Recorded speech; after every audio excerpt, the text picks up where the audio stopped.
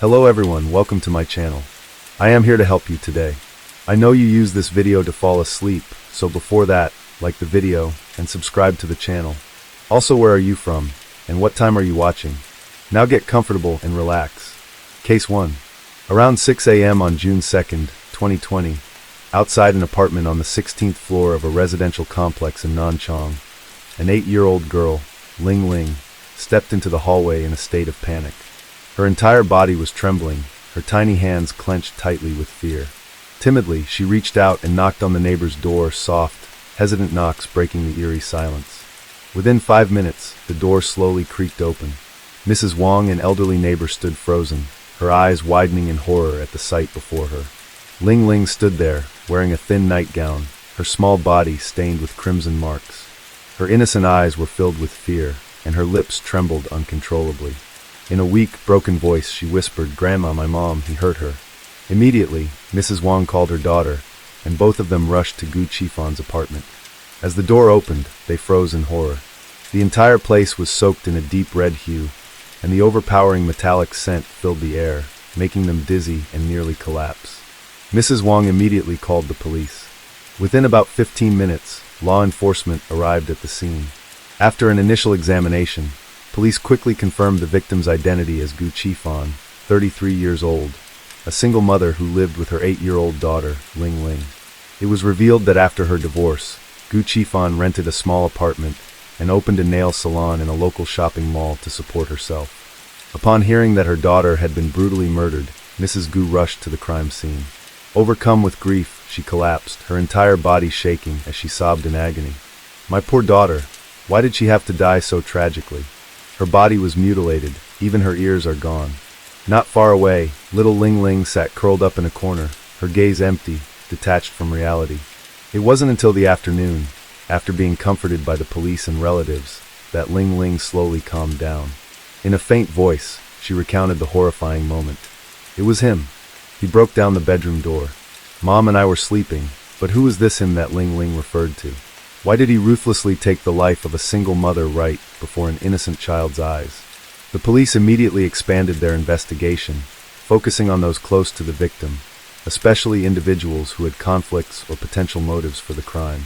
According to some neighbors, Gu Qifan was a kind and pleasant person, but she was very private about her personal life and few knew details about her relationships. No one could have imagined that this horrifying tragedy stemmed from a mistake in choosing the wrong person. Let's go back in time to 2018, when Gu Qifan was a woman who had just stepped out of a failed marriage. With the desire to provide the best life for her child, Gu Qifan decided to open a small nail salon in the Huangfujing shopping center. Although the shop was not large, thanks to its prime location in a bustling area, the business thrived, helping her gradually stabilize her life. On days when she didn't have school, Ling Ling often accompanied her mother to the shop. To ensure her daughter could study while staying close to her, Gu Qifan prepared a small table for Ling Ling, where she could read books and do her homework while her mother worked. Gu Qifan always tried to give Ling Ling a complete childhood, dedicating all her love and care to her. She thought that peaceful life would last forever, but her fate changed at the end of 2018, when she accidentally met a man at a gathering with friends. That man's name was Qiu Jiang. Even as a single mother, Gu Qifan maintained her youthful and radiant beauty. She had a trendy fashion sense and took great care of herself, making it hard for others to guess her real age. At the 2018 gathering, Qiu Jiang was immediately captivated by her beauty.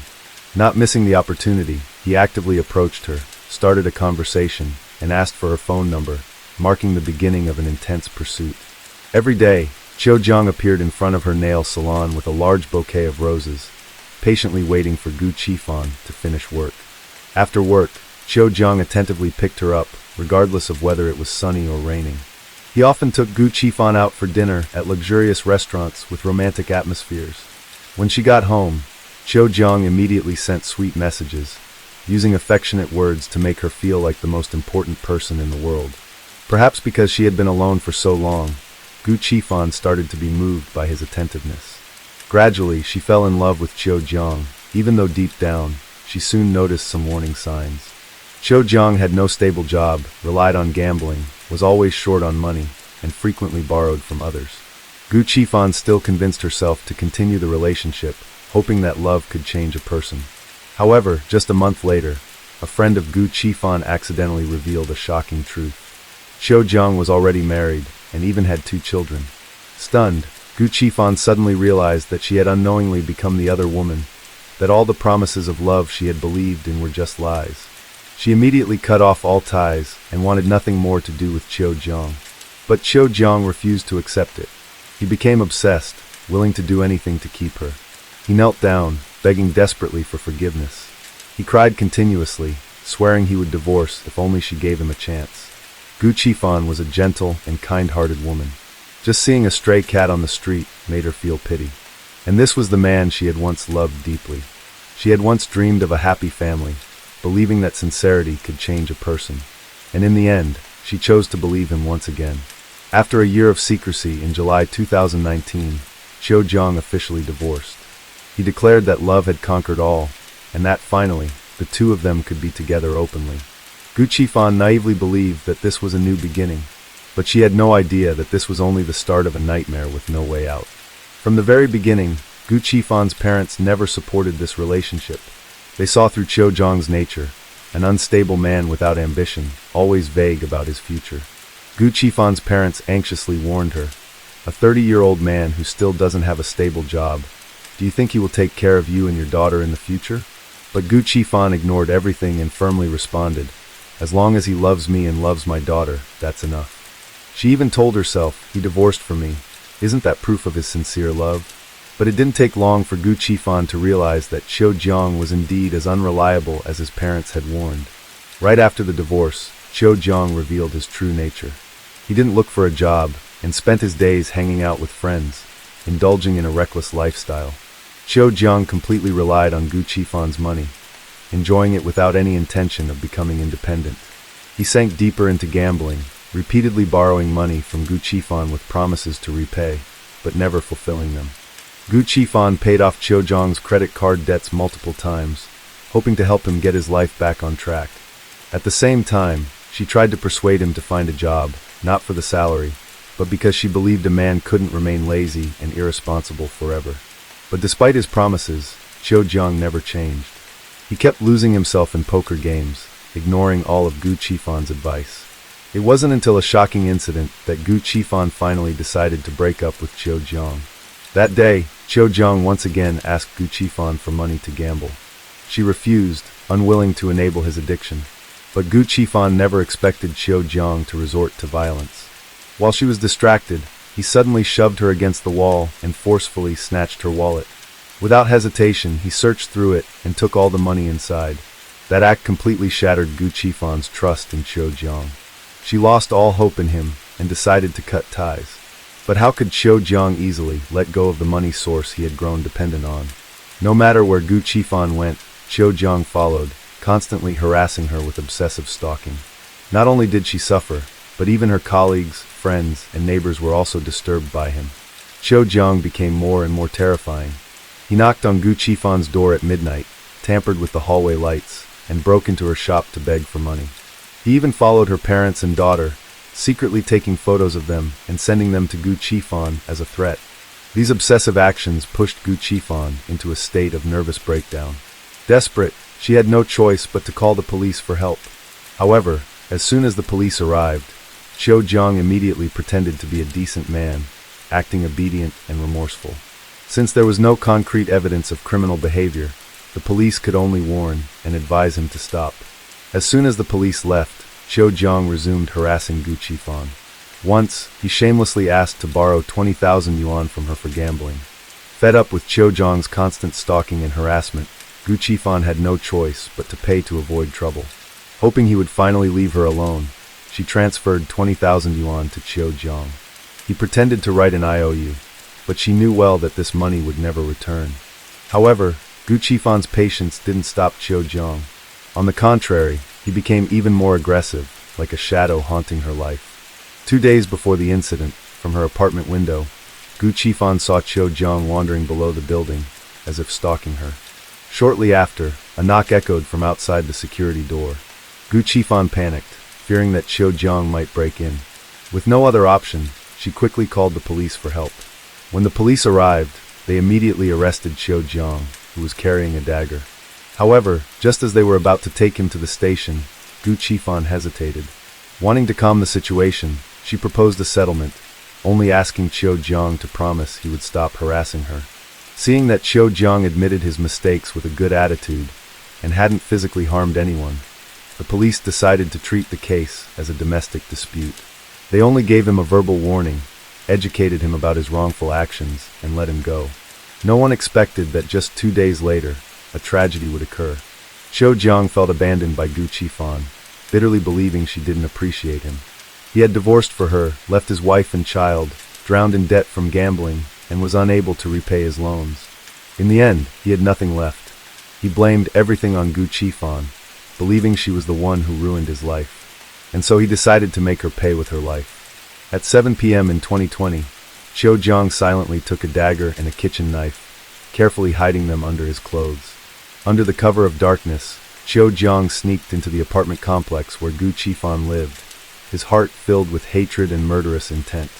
Then, Chiu Jiang silently hid on the rooftop of the building, patiently waiting for the perfect moment to strike. Around 8 p.m., from the rooftop, he looked down and saw Gu Qifan and her daughter just entering the apartment complex.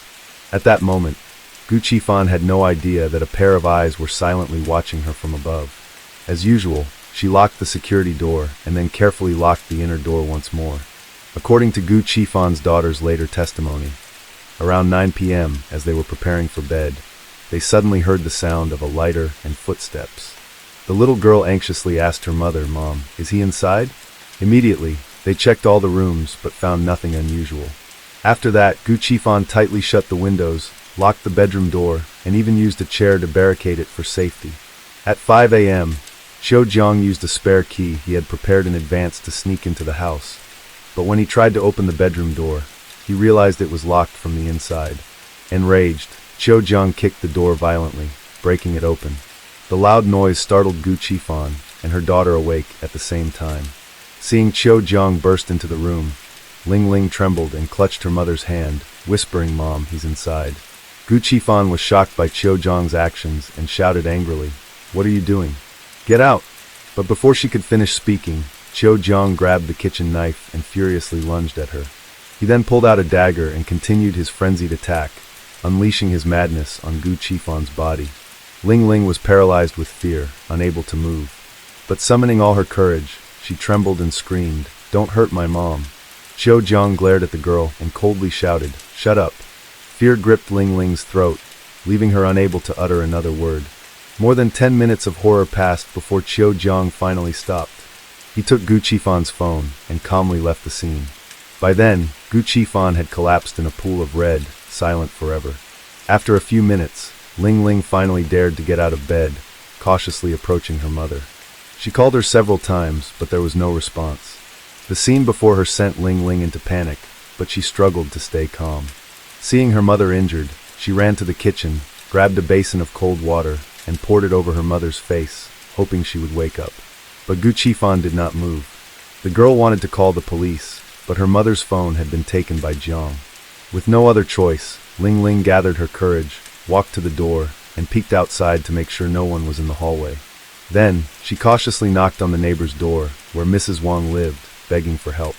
According to the forensic report, Gu Qifan's body had 56 deep wounds scattered across her head, shoulders, back, arms, and legs. The tragedy was so devastating that Gu Qifan's family hoped the funeral home could stitch her body before cremation. But the response they received was, "The wounds are too severe. It cannot be stitched together." At 1 p.m. on June 3, 2020, the police arrested Gu Jiang while he was hiding in Yueqi County, 70 kilometers from the crime scene. Faced with undeniable evidence, Gu Jiang finally confessed to his crime. Gu Jiang's family remained completely silent. No one stepped forward to take responsibility or apologize to Gu Qifan's family. It was not until the day before the trial that Gu Jiang's younger sister met with Gu Qifan's parents, offering 60,000 yuan in hopes that the Gu family would agree to a settlement and forgive his crime. Outraged by the Gu family's indifference and irresponsibility, Mrs. Gu angrily cried out, "Can 60,000 yuan buy my daughter's life?" In the end, Gu Jiang's sister was thrown out of the house by Mr. and Mrs. Gu. On December 30, 2020, the Nanchang Intermediate People's Court announced its first instance ruling. Gu Jiang was convicted of intentional homicide and public disorder. His death sentence was suspended for 2 years, and he was ordered to pay over 760,000 yuan in compensation to the victim's family. This verdict sparked public outrage, but no one was more devastated and angered than the Gu family. Although Gu Jiang was sentenced to death, the 2-year suspension was unacceptable to them, because if Gu Jiang committed no further intentional crimes during the 2-year suspension, his sentence would be reduced to life imprisonment. Moreover, if he demonstrated good behavior, his sentence could be further reduced to 25 years in prison. As a result, the Gu family immediately submitted a petition to the Nanchang People's Procuratorate demanding a harsher sentence for Gu Jiang. After reviewing the relevant factors, on January 13, 2021, the Nanchang People's Procuratorate officially filed an appeal with the Sichuan High People's Court, requesting a reconsideration of the first instance ruling. On December 28, 2021, the Sichuan Supreme Court issued its final verdict. Gu Jiang was guilty of intentional homicide and was sentenced to immediate execution. Gu Qifan's death plunged her family into endless grief and despair. Her elderly parents in particular were unable to bear the pain of losing their daughter. As for Lingling, she was only 8 years old, but had to witness her mother's brutal murder with her own eyes. That horrific moment left a deep scar on her young heart, a permanent wound that could never heal. Since the tragedy, Lingling has been unable to sleep without the lights on.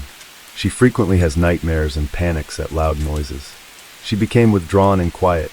Her academic performance declined drastically, and she even showed signs of depression. Case 2. New York, September 2024. A shocking announcement was broadcast from the Queens District Attorney's Office. Haiyan Deng, 33 years old, a Chinese woman, officially pleaded guilty to murdering her lover in a case that occurred 3 years ago. Many details had been left unanswered for a long time, but now, as the truth is revealed, the public is left in shock. A secret affair, a scheme for financial gain, and a crime hidden for years.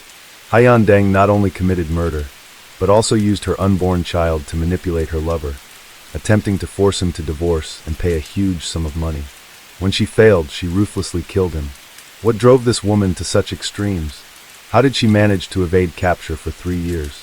Like and subscribe to our channel as we uncover the full details of this shocking case. 5 p.m. September 23, 2024, State of New Mexico. A regular afternoon on Interstate 40, near the town of Edgewood. Patrol Officer Rebecca Lane was on her usual shift when she spotted a silver SUV parked by the roadside. Inside was an Asian woman with a worried expression. As Rebecca approached, the woman, speaking limited English, explained that her tire was flat and she was waiting for a friend to help. Rebecca offered assistance, but the woman quickly refused, insisting she would be fine. Not wanting to pressure her, Rebecca returned to her patrol car, assuming it was a minor issue. However, hours later, during her night patrol, Rebecca was stunned to see the same SUV still there. The woman remained by the roadside, now looking even more anxious. Something was wrong. This time, Rebecca decided to stop and approach. She gently asked, "You're still here? Is your friend reliable? Is he bringing the tire?" The woman looked confused, slowly pulled out her phone, pointed at a location on the screen, and asked, "Can you take me here?" Rebecca immediately hesitated. The destination was near the U.S.-Mexico border, an area notorious for smuggling, human trafficking, and organized crime. This was too risky. Unsure whether the woman was truly in trouble or hiding something, Rebecca's instincts as a cop made her cautious. She decided to check the SUV before doing anything else. If needed, she would take the woman to a safe location in town and call for roadside assistance. Following protocol, Rebecca reported the vehicle's license plate to dispatch. She had no idea that within seconds, a shocking truth would emerge. On the other end, the dispatcher's voice came through. This Pennsylvania license plate matches a vehicle on the National Wanted list. The suspect is linked to a homicide in New York, identified as Haiyan Deng. Rebecca's eyes locked to the woman standing before her. Was she just a stranded traveler? Or a cold-blooded murderer on the run? Worse yet, Rebecca's radio was on speaker mode. The woman had undoubtedly heard everything. Despite her limited English, she recognized the words, New York. No further explanation was needed. The woman's expression changed instantly. Her eyes darted nervously, revealing her rising tension.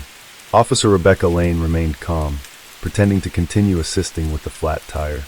She adjusted her tone to avoid alarming the woman, while subtly trying to stall for time by engaging in casual conversation. Moments later, sensing danger, the woman began showing signs of nervousness. She clutched her coat collar, shivered slightly, and stammered, "It's so cold, I need to get another jacket from my car." Rebecca didn't take her eyes off her. A fall night in New Mexico wasn't cold enough for that. She immediately understood. The woman was either trying to escape or retrieve something from the car. "Stay right there. I'll get your jacket for you." Rebecca stepped forward, blocking the car door. Her voice remained calm, but her sharp gaze delivered an unspoken warning. The woman froze. Then suddenly, her demeanor shifted completely. From shivering with cold, she became agitated, her face flushing with anger. She yelled in broken English, "Why won't you let me in my car? I did nothing wrong." Her voice was sharp, her hands flailing wildly. Rebecca stood her ground, not moving an inch. "Calm down. I just want to make sure you're safe." But the woman refused to listen. In a panic, she lunged at Rebecca, trying to reach the car door. She yanked at the handle, but it was locked. At this point, there was no doubt she was attempting to flee. Rebecca immediately grabbed her radio. "I need backup. Suspect is trying to escape." The woman became even more aggressive, forcing Rebecca to pull out her handcuffs, deciding to arrest the suspect on the spot. But the woman didn't go down easily. As Rebecca grabbed her arm, she broke free, shoving Rebecca, and fought back fiercely. A struggle broke out right on the highway. Cars continued speeding by, engines roaring, drowning out the woman's screams. "Stay down," Rebecca shouted, trying to restrain the suspect, but she continued to fight back wildly. While Rebecca struggled to restrain the suspect, a passerby witnessed the scuffle and quickly pulled over. A middle-aged man stepped out of his pickup truck and rushed in to assist the officer. 2 against 1. Finally, with the stranger's help, Rebecca managed to subdue the suspect. Immediately after, her eyes turned toward the silver SUV. A nationally wanted fugitive stood before her. So what could be inside the car? Inside, there was a strange, pungent smell, a mix of sweat, cheap perfume, and something that resembled gunpowder. Sure enough, on the passenger seat lay a loaded handgun. Additionally, the police found a box of cash, fake documents, and a shattered phone. Within hours, footage of the arrest spread rapidly across social media. High-end social media accounts were dug up, revealing images of her flaunting a lavish lifestyle, extravagant parties, luxurious vacations, and designer goods. The glamorous Instagram persona starkly contrasted with her disheveled appearance at the time of her arrest. The heavily edited photos made many wonder, if not for the license plate, would the police have even recognized her? She had traveled thousands of miles, nearing the Mexican border, where U.S. security checks were notoriously lax. If she had abandoned the car and crossed on foot, she could have completely disappeared. But instead of acting like a professional fugitive, High-End chose to stand by the roadside, in the dead of night, waiting for someone. So what exactly was she running from, and what sentence did she face? Let's take a deeper look into her story. Born on January 30th, 1990, in a poor village in Guangdong, China, Haiyan Den grew up dreaming of escaping poverty, like many young people in the region.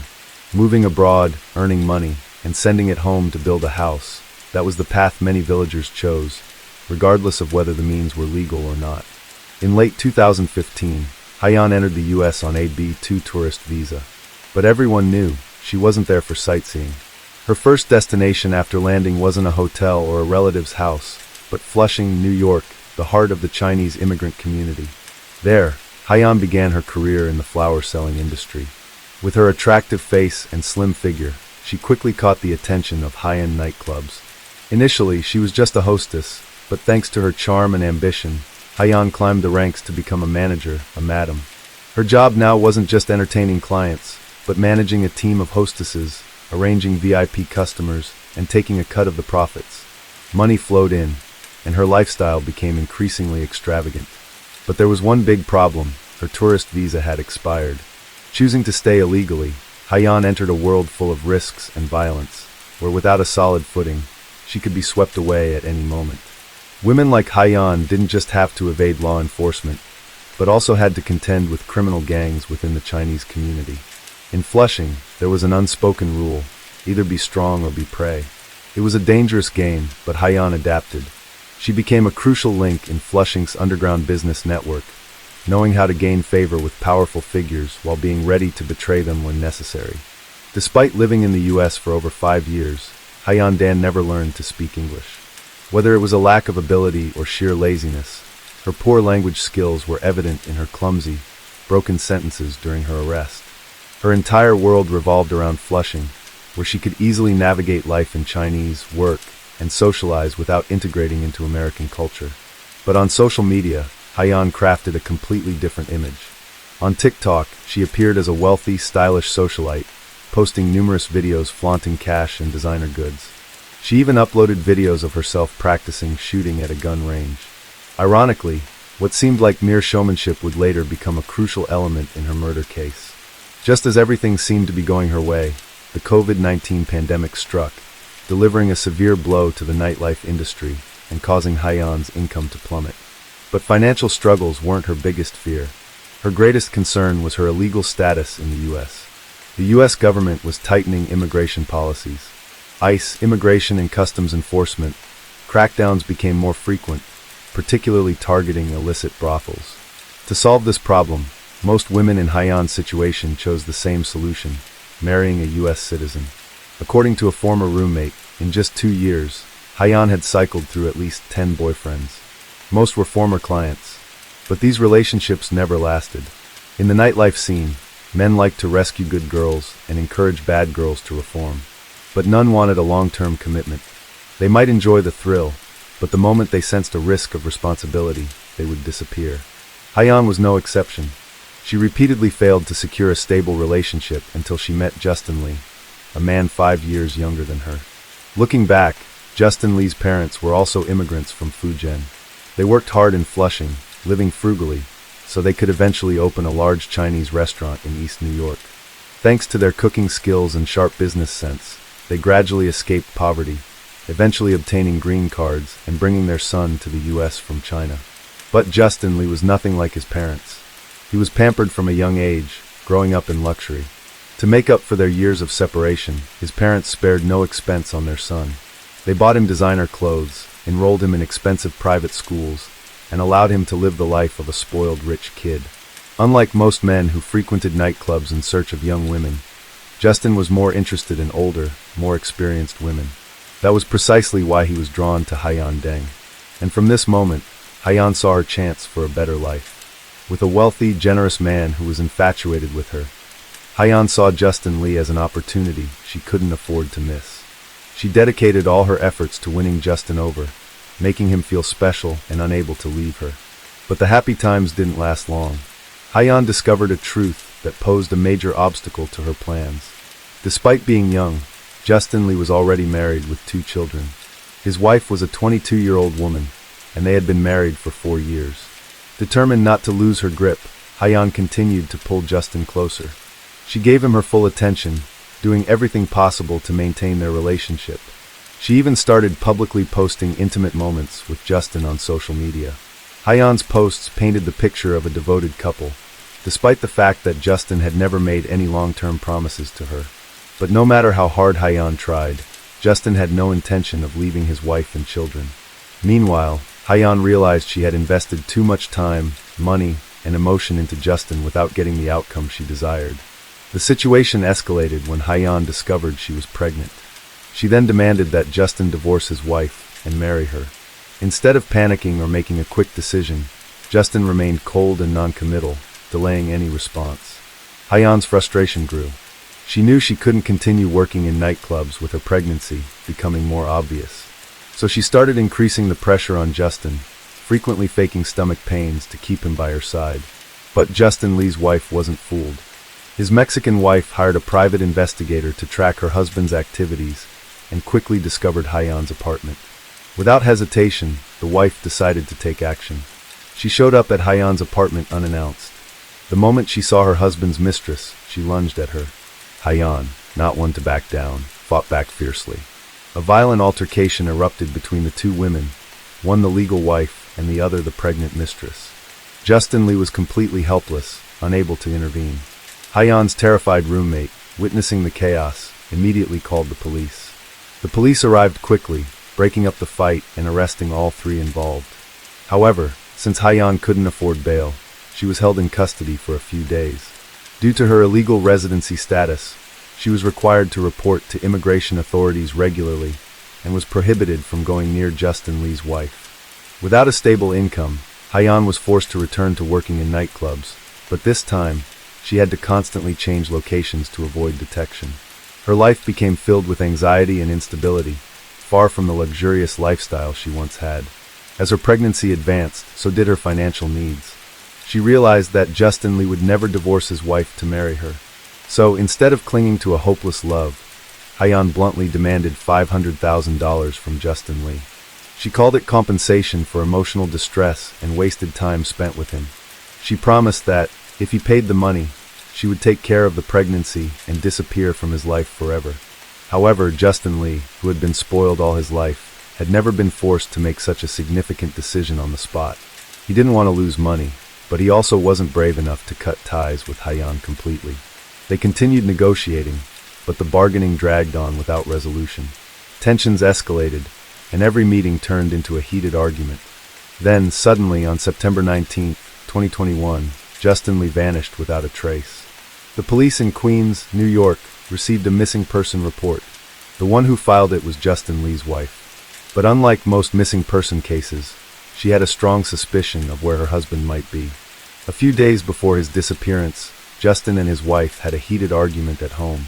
She had discovered that he was still secretly seeing Hyan. Enraged, Justin Lee stormed out of the house without saying a word. He also turned off his phone, cutting off all contact. His wife suspected that he had gone to Hyan for comfort. This wasn't the first time, but this time, 3 days had passed with no news, which was unusual. Even Justin's parents were unable to reach him. Sensing something was wrong, his wife finally decided to report him missing to the police. Understanding the situation, the police dispatched 2 officers to Hyan's apartment to investigate. As soon as they stepped into the hallway, a faint, strange odor lingered in the air. Hyan's roommate informed them that she hadn't seen Hyan for 2 days. The door to Hyan's bedroom was locked from the inside. The officers knocked multiple times, but there was no response. Left with no other choice, they decided to break down the door. The scene inside left them stunned. On the bed, a human-shaped object was tightly wrapped in a bed sheet. Blood stains had dried on the mattress, indicating that the incident had happened hours earlier. The overwhelming stench was suffocating. There was no doubt. Forensic experts were immediately called to the scene. When the sheet was removed, the body of a male victim was revealed. His body was covered in bruises, showing signs of an attack. The cause of death was a gunshot wound to the head. Based on the level of decomposition and rigor mortis, forensic experts estimated the time of death to be between 24 and 48 hours earlier. All valuables had been taken from the victim. The police reviewed the building's parking lot security cameras. Footage showed that 3 nights earlier, Justin Lee had driven a white Audi to Hyan's apartment. After that, he was never seen leaving the apartment. The following morning, the camera captured a woman wearing a face mask leaving the apartment. She drove the white Audi away and never returned. Her body shape and facial features were unmistakable. It was Hyan Deng. But now, Hyan was also missing. The police immediately issued a nationwide arrest warrant. All evidence pointed to the fact that Hyan had failed to reach a financial agreement with Justin Lee. In a fit of rage, she killed him, stole his belongings, and fled. The police visited the nightclub where Hyan worked to gather information from her colleagues. Some witnesses reported that days before the incident, Hyan had asked about purchasing a gun. She claimed that there had been a rise in robberies targeting female hostesses, and that she wanted a firearm for self-defense. Without proper documentation, Hyan had to pay 3 times the market price to buy a handgun on the black market. The caliber and firing range of the gun matched the weapon used in Justin Lee's murder. Another critical detail emerged. Hyan had told her colleagues that even if Justin agreed to give her money, she would not stay in the U.S.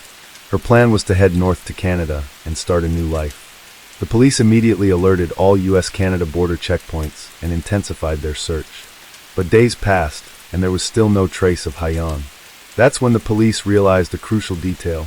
Without U.S. citizenship, a green card, or legal documents, crossing into Canada was nearly impossible. It would be like walking straight into the hands of the authorities. They began to suspect that the Canada escape plan was a deliberate distraction. The real destination was likely the southern border, toward Mexico, where security was much more lenient. But if that were the case, why didn't she flee back to China? Haiyan's roommate revealed a shocking secret. Years ago, following the advice of a shady broker, Haiyan had destroyed her Chinese passport to apply for asylum. As a result, her asylum request was denied, and she lost her only form of identification. Without a passport, she couldn't board a flight back to China. At that moment, the police received a report from Pennsylvania linked to the case. It turned out that the white Audi Haiyan used to escape didn't belong to Justin Lee.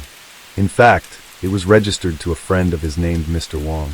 Due to his extravagant spending habits, Justin's parents had confiscated his car over the years. As a result, Justin had to borrow vehicles from friends to maintain his image.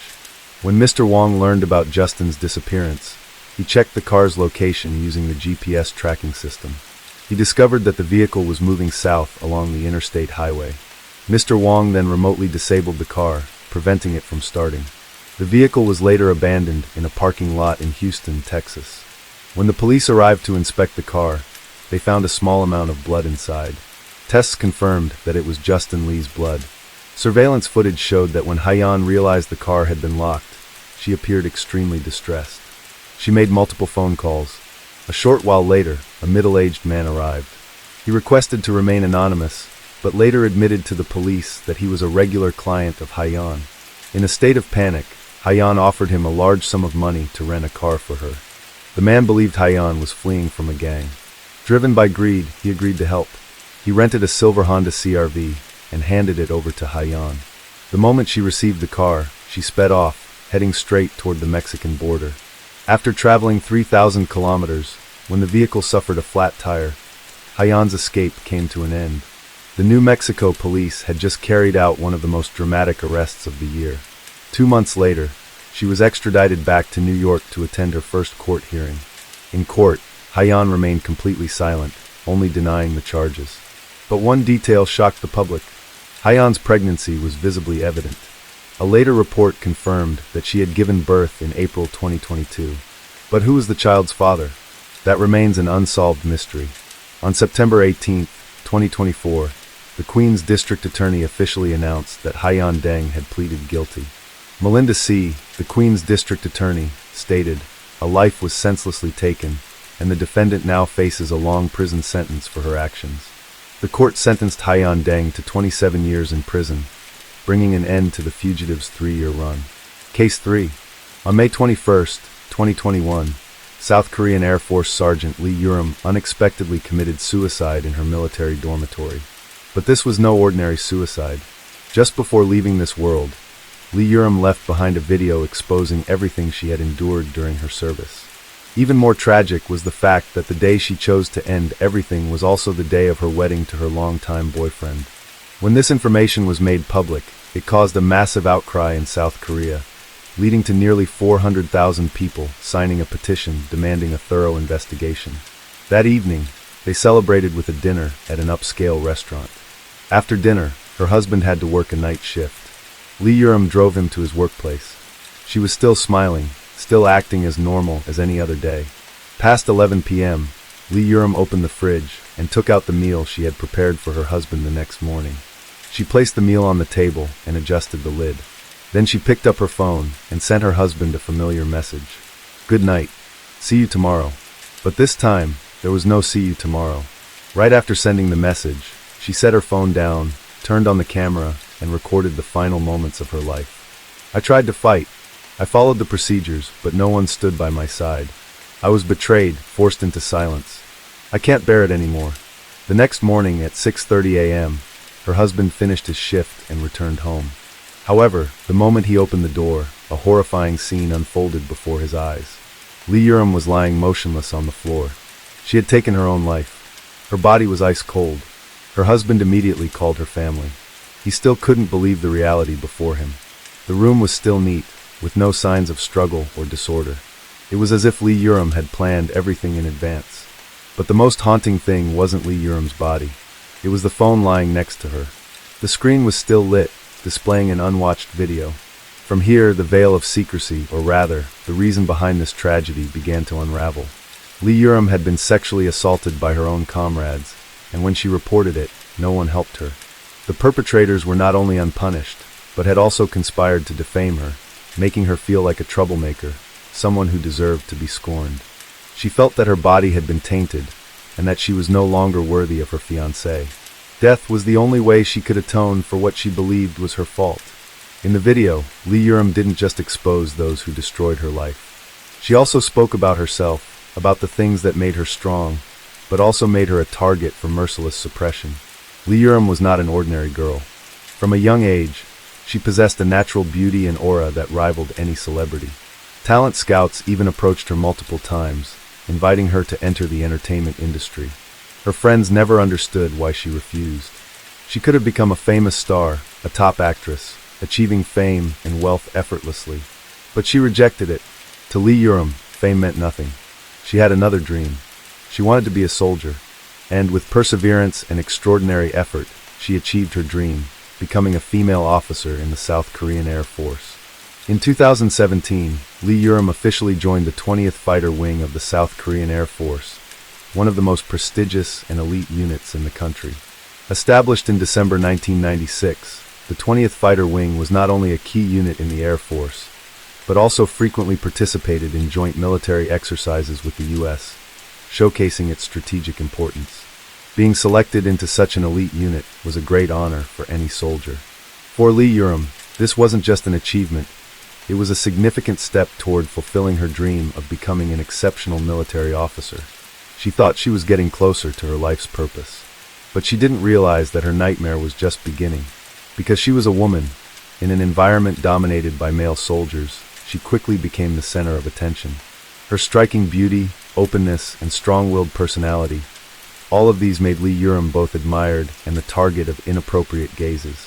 At first, it was just harmless flirting. But when she politely declined, those gazes changed. They were no longer friendly. Lee Urim did not want to be the subject of gossip, nor did she want to be entangled in false rumors. She chose to keep her distance. She spoke less, smiled less, and even brought her boyfriend to the base, hoping this would make the pursuers stop. And it worked. Most of those who had previously flirted with her automatically backed off. They kept their distance and stopped pursuing her. But not everyone was like that. Sergeant Jang, an older male colleague who had enlisted before her, one of the few who refused to accept rejection. Jang took advantage of the senior-junior relationship to get close to her. At first, it was just seemingly harmless jokes, small talk she didn't want to hear. But soon, it didn't stop at words. He began to invade her personal space. Accidental touches on her shoulder, lingering stares when she changed in the training room. Lee Urim felt suffocated. She tried to keep her distance, but Jang wouldn't stop. He found every excuse to approach her. At a company, Jang drank a lot. Even though many people were around, he openly made inappropriate advances toward Lee Urim. Unfortunately, no one stepped in to stop him. Lee Urim was forced to push back. "Don't ever touch me again," Urim shouted. All eyes turned toward her, but no one said anything. No one stood up for her. This act humiliated Jang. He felt his pride was shattered, and from that moment, he held a grudge against her. From that day on, Urim tried harder than ever to avoid Jang. She knew he was not the type to forgive easily. A few days later, her superior, Warrant Officer No, unexpectedly approached her. He was someone she rarely interacted with, which made her cautious. "I want you to accompany me to a party," he said, leaving no room for negotiation. "There will be many high-ranking officers. You should take this opportunity." Lee Urim immediately refused. She didn't want to be involved with people like them. She didn't need this kind of opportunity. She won, but No's reaction changed instantly. He was no longer friendly. His tone became threatening. "Do you think you have the right to refuse?" His voice turned cold. "I am your superior. Do you know what will happen if you defy me? Your future in the military could end immediately." There was no hidden meaning in his words. It was a direct threat, a disguised order. She understood she had no other choice. Urim reluctantly agreed. But deep inside, she felt uneasy. Something was not right. Throughout the party, Lee Urim refused to drink a single drop of alcohol. She didn't want to let her guard down, especially in the presence of those she did not trust. Suddenly, Warrant Officer No announced that he had to leave early. A perfect chance for Urim to leave as well, without drawing attention. She stood up, ready to leave. But at that moment, Sergeant Jang, drunk, stood in her way. His eyes were bloodshot, his breath reeking of alcohol. "I drank too much and can't drive home." Can you take me back? His voice was slurred. Urim hesitated. She didn't want anything to do with him, but she also didn't want to make a scene. He was clearly drunk. If he drove himself, an accident could happen. Wanting to leave the party as soon as possible and avoid drawing attention, Urim reluctantly agreed. But she had no idea this would be the decision that led to her tragedy. While driving Jang home, when they reached a deserted road, he suddenly seized control and forced her to stop the car. Before she could react, he forced himself on her, ignoring her protests. Lee Urim fought back with all the strength she had, but she couldn't escape her cruel fate. She returned to the base in turmoil. It felt like a nightmare, but it was real. She had been violated by her own comrade. But she couldn't stay silent. She couldn't let him get away with it. She decided he had to pay. The next morning, she went straight to her direct superior, Warrant Officer No. She reported everything, demanding justice. She believed he would help her. No pretended to listen. He feigned sympathy. I understand, Lee Urim. I will report this to the higher-ups. Don't worry, Jang will be severely punished. Urim felt comforted. She believed her superior's promise, convinced that justice would be served. But it was all a trap. As soon as she left the office, No immediately called Jang to inform him. He couldn't let this incident come to light. If his superiors found out, he would be implicated as well. That evening, Sergeant Jang unexpectedly appeared in front of Lee Urim. His face filled with arrogance. He threatened her for what she had done and warned that if she didn't comply, he would reveal what happened in the car that night to her fiancé. Lee Urim couldn't take it anymore. She went back to No and demanded an explanation. But this time, No longer pretended to be sympathetic. His face was cold, filled with contempt. He didn't need to fake it anymore. This isn't anything new, he smirked. Did you really think you could serve in the military without facing things like this? Lee Urim froze. Those words hit her like a slap. She had believed someone would help her. But it was all a lie. No never intended to protect her. He only wanted to cover things up to protect himself. But Urim refused to let this go. She couldn't let Jang and No get away with it. She decided she would fight to the very end. She retrieved the dashcam footage from her car. The images captured on it were undeniable proof of what Jang had done to her. She took the evidence to the military police department. This time, she believed the truth would come to light. Jang would be punished, justice would be served. But she was wrong. The military police accepted her complaint, but took no action against Jang. No arrest warrant, no suspension from duty, nothing. Instead, they summoned her for questioning, again and again. Every interrogation forced her to relive the nightmare.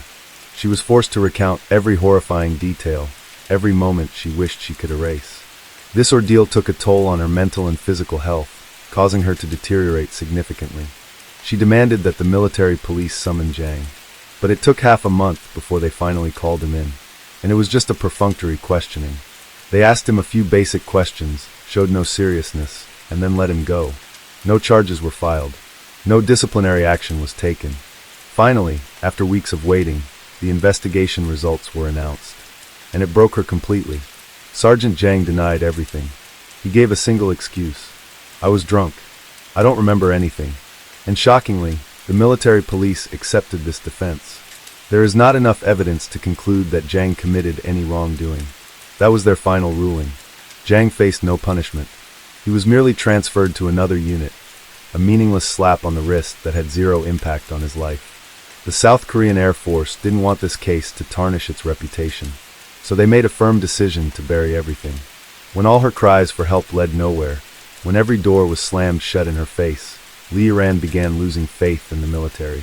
She couldn't endure it any longer. She requested a 2-month medical leave to return home and rest. But she never expected that this decision would only make Jang bolder. He kept calling her, harassing her nonstop. Meanwhile, the military police department also sent people to pressure her into dropping the complaint, or more accurately, to threaten her. Pretend like nothing happened. You still have a future ahead of you. Don't ruin yourself. She refused. But then they escalated their threats. They would tell her family everything. This felt like a punch to her soul. She wasn't afraid for herself. She was afraid for her loved ones. She didn't want them to suffer alongside her. And so, she was forced to endure this alone. On May 18th, when her medical leave ended, Lee Urim returned to the base. However, she was informed that she had been transferred to the 15th Fighter Wing. The decision was made without any explanation. No one asked for her opinion, and no one warned her in advance. Lee Ran accepted the change in work environment, hoping that the new place could bring her some peace. But things didn't go as she expected. News of her assault had spread throughout the Air Force. Every time she walked past her colleagues, she could feel their judgmental stares, hear their whispers, and the cruel words filled with contempt. When everything exceeded her limit of endurance, Lee Ran could no longer hold on. She chose to end it all, but she did not leave in silence. She left behind clear evidence of the crimes committed against her. A video, a suicide note, a detailed file documenting everything that had happened to her. It was all carefully prepared. When news of Iran's death spread, the South Korean military immediately tried to suppress information. The Ministry of National Defense dismissed her death as a small, isolated incident. A brief statement was posted on the official website of the South Korean Air Force. No apology. No real investigation took place. Her family, however, could not accept this injustice. Her father refused to let his daughter be forgotten. In the depths of his grief, he submitted a petition to the Blue House demanding justice for his daughter. This petition was not just a plea for help. It was an indictment. He accused those involved in his daughter's death and demanded that the truth be brought to light before the public. Immediately, the case sent shockwaves throughout South Korea. No one could believe that such brutality existed within a prestigious military unit like the South Korean Air Force. Within 2 days, nearly 400,000 people signed the petition, demanding action against those responsible. Under immense public pressure, the South Korean Ministry of National Defense had no choice but to act. Within 2 days, Sergeant Jang was urgently arrested. He had nowhere left to run. During the investigation, Jang not only confessed to all accusations, but also revealed that he had assaulted another female soldier before. The pressure continued to mount. Mass protests erupted across the country, demanding severe punishment. The media continuously exposed loopholes in the military system. In the end, Sergeant Jang was sentenced to 9 years in prison, a harsher sentence than previous cases, but still not enough to appease public outrage. But there was still one major issue: those who covered up the case. The powerful figures who ignored the crime, who silenced Yairam, and they faced no punishment. Yairam's father understood this. He decided to take things further. He hired a lawyer to sue those involved for deliberately concealing the truth. They could not escape. They had to be held accountable. During the investigation, the lawyer uncovered a horrifying truth. Lee Yairam was not only attacked by Jang. Several other senior officers were also involved. The pressure on the South Korean military leadership became unbearable. Someone had to take responsibility. The Chief of Staff of the South Korean Air Force, General Lee Yong, was forced to resign. He had known everything but did nothing. The Minister of National Defense was also forced to issue a public apology and take accountability before the public. For the first time in history, a sexual assault case in the military forced high-ranking officials to face responsibility. The case was so serious that even former South Korean President Moon Jae-in had to publicly address it. In his speech, he emphasized the importance of ensuring safety and protecting the rights of those serving in the military. Lee Yairam sacrificed her life to expose this brutal reality. She did not die in vain. But did this truly expose all the dark corners of the military, or was it merely a small glimpse into an even greater mystery? Case 4. On October 25, 1994, Susan Smith stood in front of cameras pleading for the safe return of her 2 young sons. "I can't express how much they are wanting back home, how much we love them, we miss them." Next to her, David Smith, the boy's father, remained supportive. He looked shaken but composed. "I would like to take the time to plead to the American public that you please do not give up on these 2 little boys in the search for their return safe home to us. I ask that you continue to look for this car, these 2, our children, and for the suspect himself. That you continue to keep your eyes open, and anything that you see that might want to help to please call, and let it be known. I ask that you continue to pray for me and my wife, and for our family. But most of all that you continue to pray, the American public, continue to pray for Michael and Alex, that they are returned home safely to their mother and father, and the family members who love them so much, that you pray most of all for them, and that they are being taken care of, and that they are safe, and that they will return home safely." Susan told police she had been stopped at a red light at an intersection in Union, South Carolina, when a black man with a gun forced his way into her red Mazda.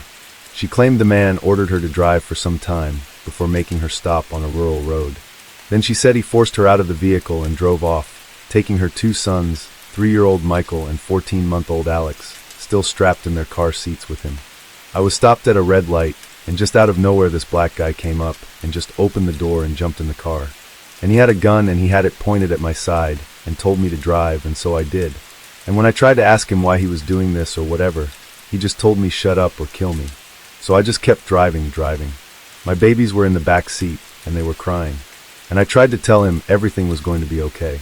He told me to get out. And I said, well, can I get my children? And he said no. He said, I don't have time for that. And they were just crying. Panicked and disoriented, Susan ran toward a nearby home, frantically pounding on the door for help. A resident answered and quickly called 911. Police arrived within minutes and immediately launched a search. For the next 9 days, the entire nation was gripped by the heartbreaking ordeal of a young mother pleading for her children's safe return. 2 young children being abducted by a stranger had people on high alert. Roadblocks were set up and Amber Alerts were issued, while flyers of Michael and Alex's faces were posted in stores and gas stations. Investigators reviewed security footage, checked traffic cameras, and questioned witnesses. But no one had seen any carjacking that night. Authorities expanded their search across Union County and beyond. Countless officers, volunteers, and search dogs combed through rural roads and wooded areas. Lakes and rivers were checked, but nothing turned up. Helicopters scoured highways for any trace of the Mazda protege. Investigators also searched crime reports of similar incidents, but no cases matched Susan's story. The case quickly gained national attention. News networks broadcast Susan's pleas and families across the country followed every update. If you had a TV on during that time, it was nearly impossible to avoid the coverage. Susan's face became a national image of a grieving mother appearing on every major news station. News crews flooded Union, capturing every development. Local residents helped organize community searches, and businesses donated food and supplies for search crews. Residents even left their porch lights on in solidarity, hoping the boys would be brought home safely. The FBI joined the investigation, and tips poured in as Susan's public pleas continued. But behind the scenes, investigators were starting to have doubts. Over the next few days, they kept pushing her, digging deeper with every conversation. They noticed that Susan's demeanor fluctuated. At press conferences, she appeared distraught and emotional. But other times she seemed calm and detached, especially in private conversations with officers. One detective noted how Susan seemed almost giddy about one of her sit-down television interviews. Before it began, she turned to David wide-eyed and credulous, as if excited about being on TV. Then as soon as the cameras started rolling, she shifted into a grieving mother persona. She was reveling in the spotlight. Meanwhile, 24-year-old David sat beside her, shell-shocked, his expression never changing. Officers also noted that Susan wasn't asking any questions about the search for her sons. Parents of missing children usually wanted constant updates. What was being done? Had police checked new areas? Did they have any leads? But Susan was uncharacteristically passive, waiting for detectives to approach her rather than demanding answers. And when she was alone, her behavior was even stranger. She was seen laughing and chatting casually when she thought no one was watching. Investigators noted her mood shifts, how she could go from sobbing in front of cameras to being composed in private. And speaking of sobbing, that term is being generous. Because officers weren't the only ones who noticed that her tearful pleas never seemed to produce any actual tears. And then there were the details of her story that didn't quite add up. She claimed the carjacker forced her to drive around for nearly an hour before making her pull over. But when police retraced her route, they found no witnesses, no security footage, and no evidence to support her timeline. And then there was the red light. Susan initially told police she had been stopped at a red light on Monarch Mills Road when the man approached her car. But late at night, the traffic lights were timed so a red light would only be triggered by cross traffic and would not stay red for as long as she reported. And no one reported seeing a stranded woman or a struggle at the intersection. There was also a lack of physical evidence. There were no tire marks where Susan claimed she had been forced out of the vehicle and the assailant sped off. No one had seen Susan's Mazda, no sightings, nothing. By the third day of searching, investigators stopped focusing on finding the carjacker and started focusing on Susan. At first, investigators kept their suspicions quiet, still treating the case publicly as an active search. But behind the scenes, they were now gathering evidence against Susan. They started by re-interviewing her, asking her to go over her story again, slowly and in detail. Each time she retold it, the timeline shifted slightly. She could not remember exactly how long the carjacker had forced her to drive. She wasn't sure which direction she had been facing at the red light. She said she struggled when the man pushed her out of the car, yet there were no injuries or signs of a struggle on her or at the scene where she claimed the incident occurred. The more she talked, the more her story unraveled. So they had her undergo a polygraph test, 2 of them. She failed both of them, and while not admissible in court, they revealed to police that Susan had something to hide.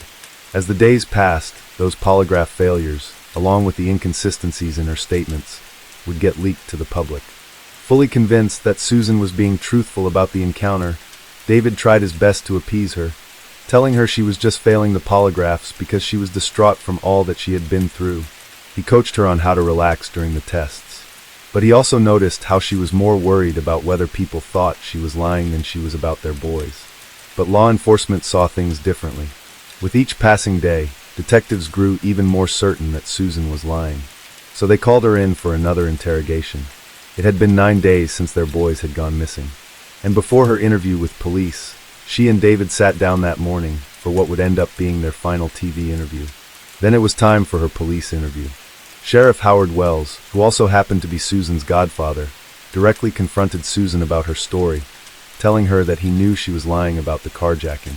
He pointed out that she could not have been stopped at the red light on Monarch Mills Road if there were no other cars around. He reminded her that she had already revised her statement to account for that inconsistency, but even her backup story didn't hold up. Then Wells revealed something Susan had not expected. He told her that undercover officers had been stationed at that intersection that night for a drug investigation, and that they did not see any carjacker. Her back was against the wall. Wells told Susan that he would have to go public with the truth. Her false accusation had caused tension within Union's black community, and he couldn't allow the lie to stand. At that moment, Susan asked him to pray with her. As their prayer ended, Wells looked at her and said, "Susan, it is time." She dropped her head and began to sob, repeating how ashamed she was. Then, in a moment of desperation, she asked Sheriff Wells for his gun to use on herself. When he asked why, she said, she then described the crushing isolation that she had felt driving along Highway 49 that night. She had planned to take her sons to her mother's house, but her emotional state was so overwhelming that she believed not even her mother could help her. She spoke about her lifelong feelings of loneliness, failure, and despair, and about her abortion and her troubled marriage to David. Susan agreed to give a written confession. She began carefully filling 2 pages. She wrote in rounded script, drawing little hearts when she wrote the word heart. In her confession, she explained that she had originally planned to drive into the lake alone, but then she said she believed her children would be better off with God than they would be left behind without a mother. She wrote, she said she was ready to go down that ramp into the water, and I did go part way. But I stopped. I went again, and stopped. She said she tried 3 times to let the car roll into the water, shifting it into neutral. But each time she pulled the parking brake before it could move forward. Then, standing outside the car and overcome with grief and desperation, she reached in one last time. And let go. She wrote, I was an absolute mental case. I couldn't believe what I had done. I never meant to hurt them. My children Michael and Alex are with our Heavenly Father now, and I know that they will never be hurt again. As a mom, that means more than words could ever say. The car with Michael and Alex strapped inside rolled forward, disappearing into the dark waters of the lake. And Susan walked away.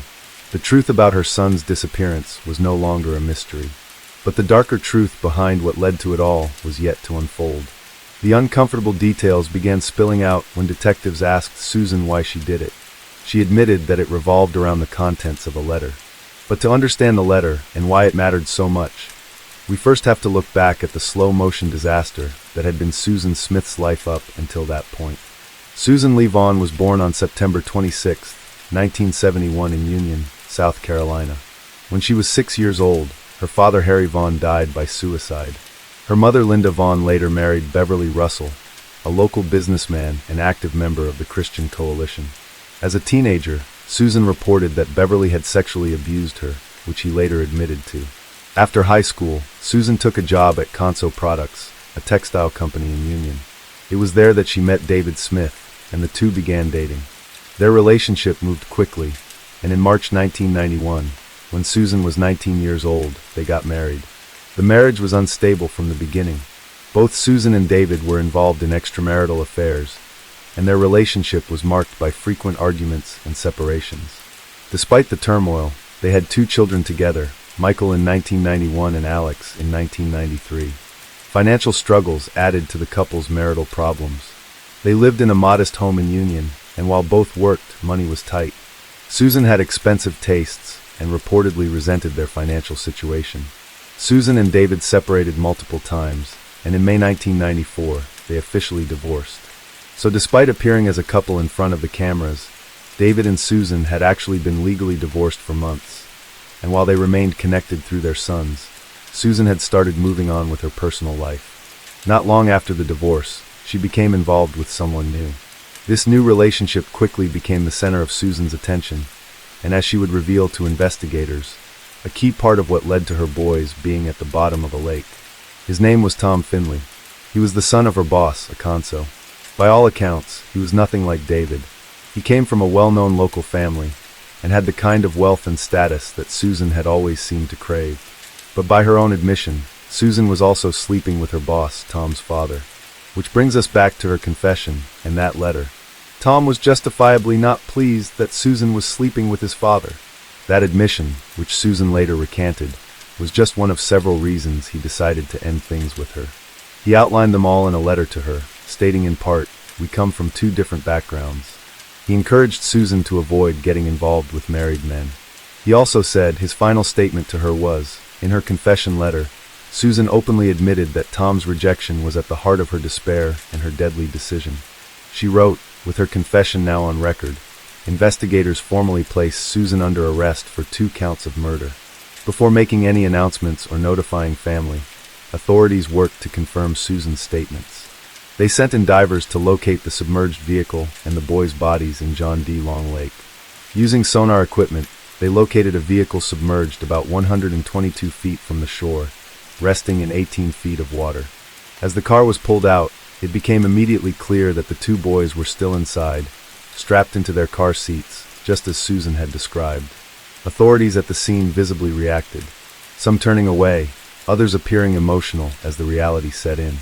Emergency personnel confirmed the deaths of Michael and Alex Smith. Once the vehicle was fully removed, forensic teams began their examination. The car doors were locked, reinforcing Susan's admission that she had intentionally left her sons trapped inside as the car sank. With the vehicle and bodies recovered, the case against Susan Smith was now fully confirmed with physical evidence. The sheriff announced Susan's arrest, but by then her confession had already been leaked to the media. So David and Susan's family found out that Susan had killed her own sons the way the rest of the world did, on television. Susan Smith has been arrested and will be charged with 2 counts of murder in connection with the deaths of her children, Michael, 3, and Alexander, 14 months. Overnight, Susan Smith became the most reviled woman in the country. Susan Smith is being arraigned in Union, South Carolina this morning, and confessed to killing her 2 young sons. The crime horrified the nation. And I would like to wear this white rose this morning for those 2 sweet children. People who had prayed for Michael and Alex's safe return were now horrified. The town of Union, which had rallied behind her, felt betrayed. People who had supported her during the search turned against her. Some of her own family members even distanced themselves from her. The media frenzy exploded with headlines calling her a monster and the most hated mother in America. When Susan was taken into custody, an angry crowd was there to greet her. But the outrage wasn't just about what she had done. It was also about who she had blamed. For 9 days, Susan had let the country believe that a black man had kidnapped her children at gunpoint, stoking racial fears and leading to unwarranted suspicion cast on innocent people. Her lie hit especially hard in Union, a town with a long and complicated history of racial tension and division. But Susan's mother, Linda Russell, felt differently. She was furious at how the media portrayed her daughter, stating, "With Susan's statements on record and the physical evidence recovered, the full picture of her cold and calculated actions became clear." In the days leading up to the tragic night, people around 22-year-old Susan noticed something was off. Friends said she seemed troubled, but never explained why. Co-workers said she spoke constantly about Tom Finley. On the afternoon of October 25th, after arguing with Tom and realizing their relationship was over, Susan left work early. Instead of heading home, she picked her boys up from daycare, spent the next several hours driving aimlessly around Union. By 9 p.m., she arrived at the quiet rural lake outside of town. A passing driver later reported seeing Susan alone in the front of her car, which directly contradicted being forced to drive around with her carjacker. Susan sat with her sons for several minutes. Sensing something unusual, Michael asked. Susan released her car into the lake where it drifted away before sinking. Once she sent her sons to their deaths, Susan did not call for help. She did not run into the water. She simply turned and walked away. She climbed the boat ramp, made her way over to Highway 49, then ran about 100 yards to the nearest home with its porch lights on. She banged on the door and told the homeowners her fabricated story. In a quiet moment during her final interrogation, an agent asked Susan, she replied. She wished that she had never told Tom Finley about her affair with his father. Susan Smith's trial began on July 10, 1995, while the O.J. Simpson trial was still dominating national headlines. With the public already captivated by that high-profile case, Susan's trial became another media spectacle. News outlets rented out dozens of storefronts for the length of the trial. Scaffolding was built to support camera crews, and the entire street leading up to the courthouse was lined with media trucks. A local skating rink was turned into a temporary hotel for reporters. Journalists even hid in trees and behind bushes, trying to capture any glimpse of those involved. The prosecution sought the death penalty, arguing that Susan's actions were premeditated. Their case focused on Susan's obsession with Tom Finley and her desire to remove her children to win him back. Forensic experts testified that the boys were alive when the car entered the water. Tests were conducted to determine how long it would take for the car to float, and then sink to show the jury the experience from the boys' perspective. As the prosecution played the video of the car sinking reenactment, attempting to get it admitted into evidence, Susan and a paralegal were observed giggling and playing. The video was successfully admitted, and when it was later played for the jury, Susan, still sitting in the same position in the courtroom, was instead crying. The obvious difference between her private reaction and her public performance reinforced what law enforcement already suspected: that Susan's displays of emotions both before and after the crime were an act. The defense did not deny that Susan killed her children. Instead, they argued that she was mentally unstable. A psychiatrist testified that Susan suffered from chronic depression and adjustment disorders. He stated that to satisfy a need to feel wanted, that Susan was, at the time, having sexual relationships with her boss at Conso, his son Tom Finley, her stepfather Beverly Russell, and her ex-husband David Smith. Beverly Russell took the stand and admitted his abuse of Susan growing up and well beyond. After her arrest, he wrote her a letter expressing his guilt and suggesting that his actions contributed to what happened. He wrote, "The prosecution argued that Beverly Russell's testimony was an attempt to shift some of the blame away from Susan. Another detail entered into evidence was that Susan had placed her wedding dress and wedding album in the trunk of the car before it sank, possibly a symbolic act of burying her past along with her sons, but also a potential indication of her premeditation."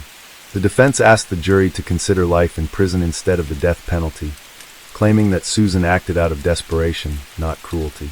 On July 22, 1995, after just 2.5 hours of deliberation, the jury found Susan guilty on both counts of murder, but instead of sentencing her to death, the jury recommended life in prison.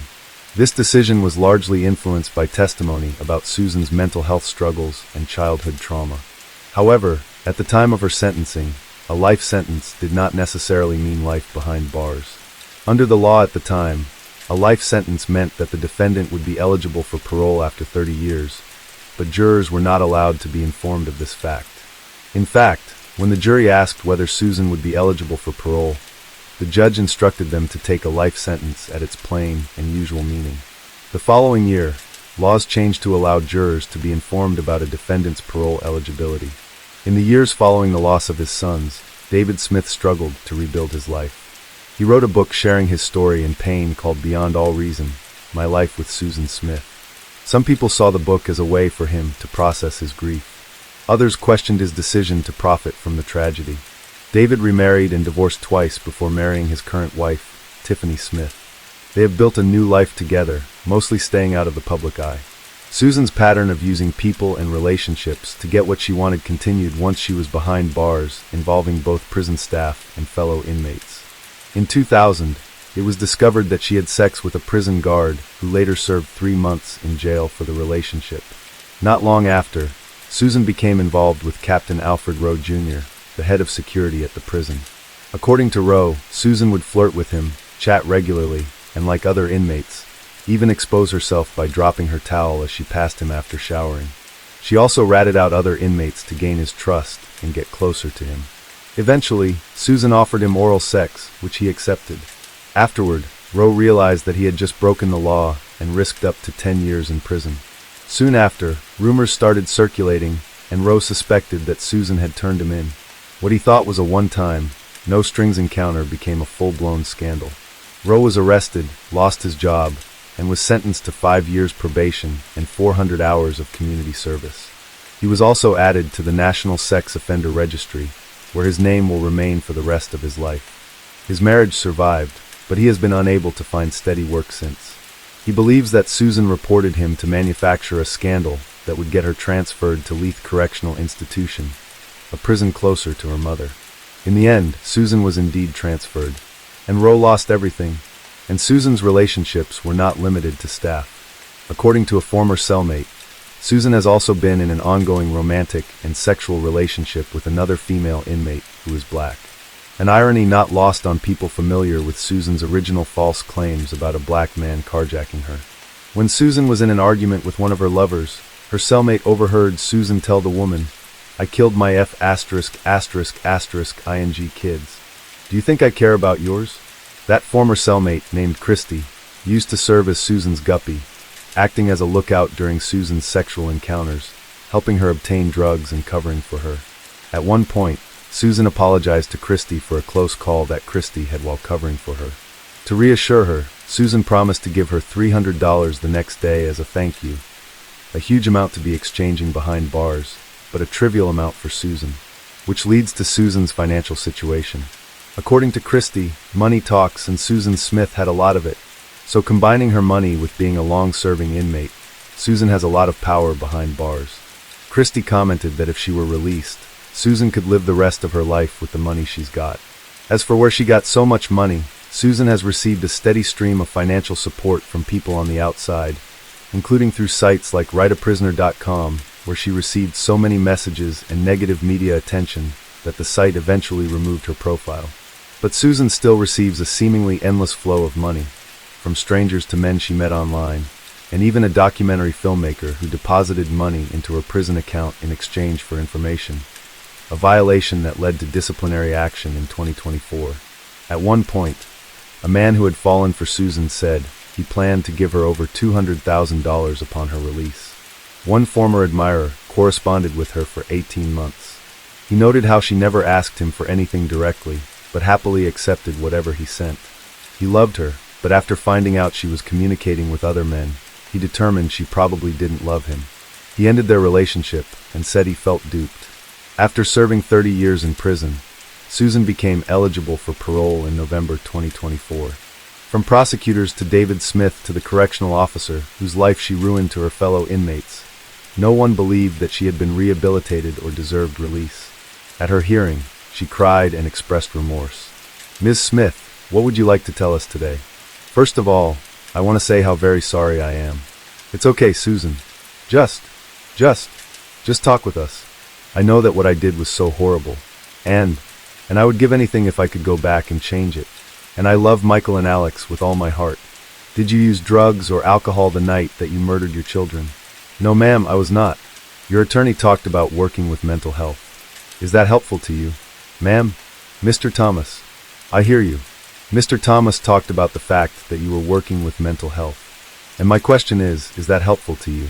Yes, ma'am. Is that something that you would be willing to continue with on the outside if you were granted parole? Yes, ma'am. Susan's traumatic display of emotion does not at all match the straightforward, neutral line of questioning. Her exaggerated reaction just doesn't fit the moment. Ms. Smith, your crime took a lot of resources from the law enforcement community. What, if anything, would you say to the folks who worked so hard to find your children if you had the opportunity to speak to them today? That I'm sorry that I put them through that. I really am. I'm so sorry to the survivors that had to find them. I wish I could take that back. I really do. I was really, I didn't lie to get away with it. I really didn't. I was just scared. I didn't know how I could tell the people that loved them that they would never see them again. I didn't know how I could tell David he couldn't see his son again. And I'm sorry. I don't know. I know that's not enough. I know it's not, but I don't know. I know those just sound like words, but they come from my heart. They really do. Many noticed that Susan's emotional display felt familiar, that despite the constant tissue dabbing and sniffles, it was nearly identical to the tearless pleas she had made to the nation 30 years earlier. What do you think is the most important thing that you have learned while you have been incarcerated? That people are important, that forgiveness and love, that family is important, and that decisions we make don't just affect us. They affect the people that we love, and not to take things or people for granted. Is there anything else that you would like to tell us today that wasn't in your packet or that has not already been said? I would just like to say that I am a Christian, and God is a big part of my life, and I know He has forgiven me. And it is by His grace and mercy and I have a lot of faith, and I live by that every day. And I just ask that you show that same kind of mercy as well. I guess, yeah, that's it. Thank you. David Smith attended the hearing and reminded the parole board that this was not a tragic accident, but a deliberate act. The parole board unanimously agreed. Susan's parole was denied with her history of manipulative behavior and prison infractions weighing heavily in their decision. It was reported that Susan was devastated by the result. She remains incarcerated at Leith Correctional Institution. Her next parole hearing is scheduled for November 2026. Few believe that much will change by then. In the end, one thing has stayed the same. Susan Smith has always looked out for Susan Smith. From the lies she fed the public to her manipulation behind bars, every move she has made has been self-serving. Case 5. In the summer of 1996, Belgium was shaken by the news of two 8-year-old girls, Julie Lejeune and Melissa Rousseau, who were kidnapped, abused, and tortured for 3 months in a basement under a house in Marseille. Shortly after, police discovered 4 more bodies at different locations. 2 were hidden in the garden of a house in Sars-le-Bessières, while the other 2 were found in the basement of a house in Jamy. Some victims died from starvation or were buried alive while still showing signs of life. According to the investigation, these houses were owned by the couple Marc Dutroux and Michelle Martin. Between 1996 and 1997, with the help of his wife, Michelle Martin, Marc Dutroux kidnapped, abused, and murdered 5 girls, becoming the monster that terrorized Belgium. The public repeatedly asked, what drove the killer to commit such cruel acts? Like and subscribe to our channel as we uncover the full truth. Marc Dutroux, full name Marc-Paul Alain Dutroux, was born on November 6, 1956, in Aix-les-Bains, a district of Brussels, Belgium. He was the eldest child in a middle-class family with 5 siblings, growing up in an unstable environment. His father, Victor Dutroux, was a strict teacher who kept an emotional distance from his family and believed that harsh discipline was the only way to raise children. His mother, Janine Loans, was a gentle and patient woman, fully devoted to taking care of her family, but too weak to stand up to her domineering husband. Part of Marc Dutroux's childhood was spent in Burundi, then still part of Belgian Congo, where his father worked as a teacher. From a young age, Marc Dutroux displayed rebellious and uncontrollable behavior, frequently violating school and family rules. He attended 4 different elementary schools and changed schools 3 times in 5 years of secondary education before dropping out entirely. Throughout his school years, Dutroux remained isolated, had no friends, and performed poorly academically, causing his father to feel ashamed and furious. Instead of encouraging him, Victor Dutroux frequently insulted his son, calling him useless, a failure, and comparing him to other children. The violence was not only verbal, his father often physically assaulted him, forcing him to miss school for long periods. Witnessing these brutal beatings, Janine Loans remained silent, too afraid to intervene, knowing that if she spoke up, she would also become a victim. Years of enduring abuse fueled deep resentment within Marc Dutroux. He grew up with a hatred for his father's cruelty, but at the same time, he despised his mother for her weakness. Deep inside, he gradually developed the belief that the strong have the right to dominate the weak, a mindset that later influenced his horrifying crimes. When Marc Dutroux was 9 years old, Burundi gained independence, forcing his family to return to Belgium and settle in the village of Oba, Hainaut province. When Dutroux turned 16, his parents divorced, marking a major turning point in his life. He not only lost a complete family, but also felt completely abandoned. After the divorce, he continued living with his mother, but their relationship became more distant than ever. When she started a new relationship, Dutroux felt excluded, and as if he no longer had a place in the family. When she started a new relationship, Dutroux felt excluded, and as if he no longer had a place in the family. Meanwhile, his father, Victor Dutroux, left the family for a younger woman in Luxembourg, completely cutting off contact with his son, leaving him with deep resentment. Not wanting to continue living with his mother and her boyfriend, Dutroux moved in with an acquaintance. However, this was not a better choice. Instead, it pushed him further down a dark path. The acquaintance Dutroux turned to was not an ordinary person, but a convicted child abuser. This person helped Dutroux rent a room on the first floor of a fast food restaurant in Charleroi, a place known as a gathering spot for the local gay community. During the day, Dutroux worked as an electrician in a factory, but at night, he sank deeper into a depraved lifestyle, willing to do anything for money and to satisfy his thirst for power. He sold sexual services to the very acquaintance who had helped him rent the room, as well as to other gay clients. It was not about the money. Instead, Dutroux began to enjoy manipulating and controlling others. Despite trying various jobs, he was consistently impatient, easily bored, and never took his work seriously. He always believed that honest work was not meant for him. After working in a factory for a while with meager wages, Dutroux realized he did not want to be an ordinary laborer. He needed a faster, less restrictive path, one that would give him power. With this in mind, he entered the world of crime, experimenting with various illegal ways to make money, such as drug trafficking, theft, and selling stolen vehicles. His illegal activities quickly allowed him to amass considerable wealth. Not only did he buy luxury cars and live extravagantly, but Dutroux also invested in real estate, owning up to 7 valuable properties, creating the image of a successful man. However, behind this glamorous facade, Dutroux remained a resentful, hateful man, always seeking to impose his power on those weaker than him.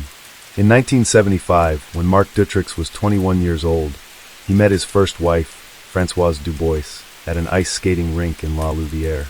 At that time, Dubois was only 16, young, carefree, and unaware that she had fallen into the sights of a dangerous man. Attracted by Dutroux's appearance and experience, Dubois quickly entered a captivating relationship, believing she had found a strong man who could protect and take care of her. In 1976, just 1 year after meeting, Dubois agreed to marry Dutroux. They moved to Haines-Saint-Pierre, where they had 2 sons, but the dream of a happy family quickly crumbled. The marriage soon fell apart. Dubois realized that her husband was no longer as gentle as before. Dutroux gradually became controlling, extremely jealous, frequently irritable, and prone to outbursts of anger for no reason. He began spending less time with his family, frequently absent from home, spending his nights at ice rinks and nightclubs, where he devoted most of his time to approaching younger girls. In 1981, Marc Dutroux met Michelle Martin, a young woman with a gentle appearance. In 1982, Dutroux decided to confess this relationship to his wife, Françoise Dubois, with a strange proposal. He wanted all 3 of them to live together. As a familiar, Dubois firmly refused, unable to accept such an arrangement. The already fragile marriage became irreparable, leading to an official divorce in 1983. Immediately after the divorce, Dutroux moved in with Michelle Martin in Dutroux, starting a new life. Not long after they moved in together, Michelle Martin became pregnant with their first child, the first of 3 they would have together. However, their family happiness was merely a facade. Even while Martin was pregnant, Dutroux continued searching for other women, pursuing extramarital affairs despite Martin's presence. According to statements from Michelle Martin's friends and family, Dutroux not only controlled her strictly, but also frequently threatened and used violence to assert his power over her.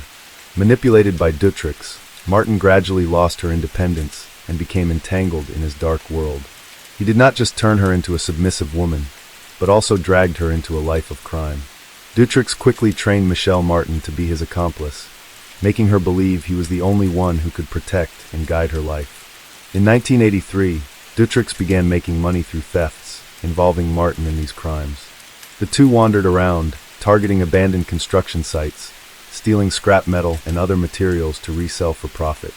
During one of these thefts, Dutroux accidentally reunited with Patrice Charbonnier, an old acquaintance. After a conversation, the 2 realized they could collaborate on bigger crimes. Charbonnier, as a postal worker, had access to addresses and daily routines of many elderly people living alone.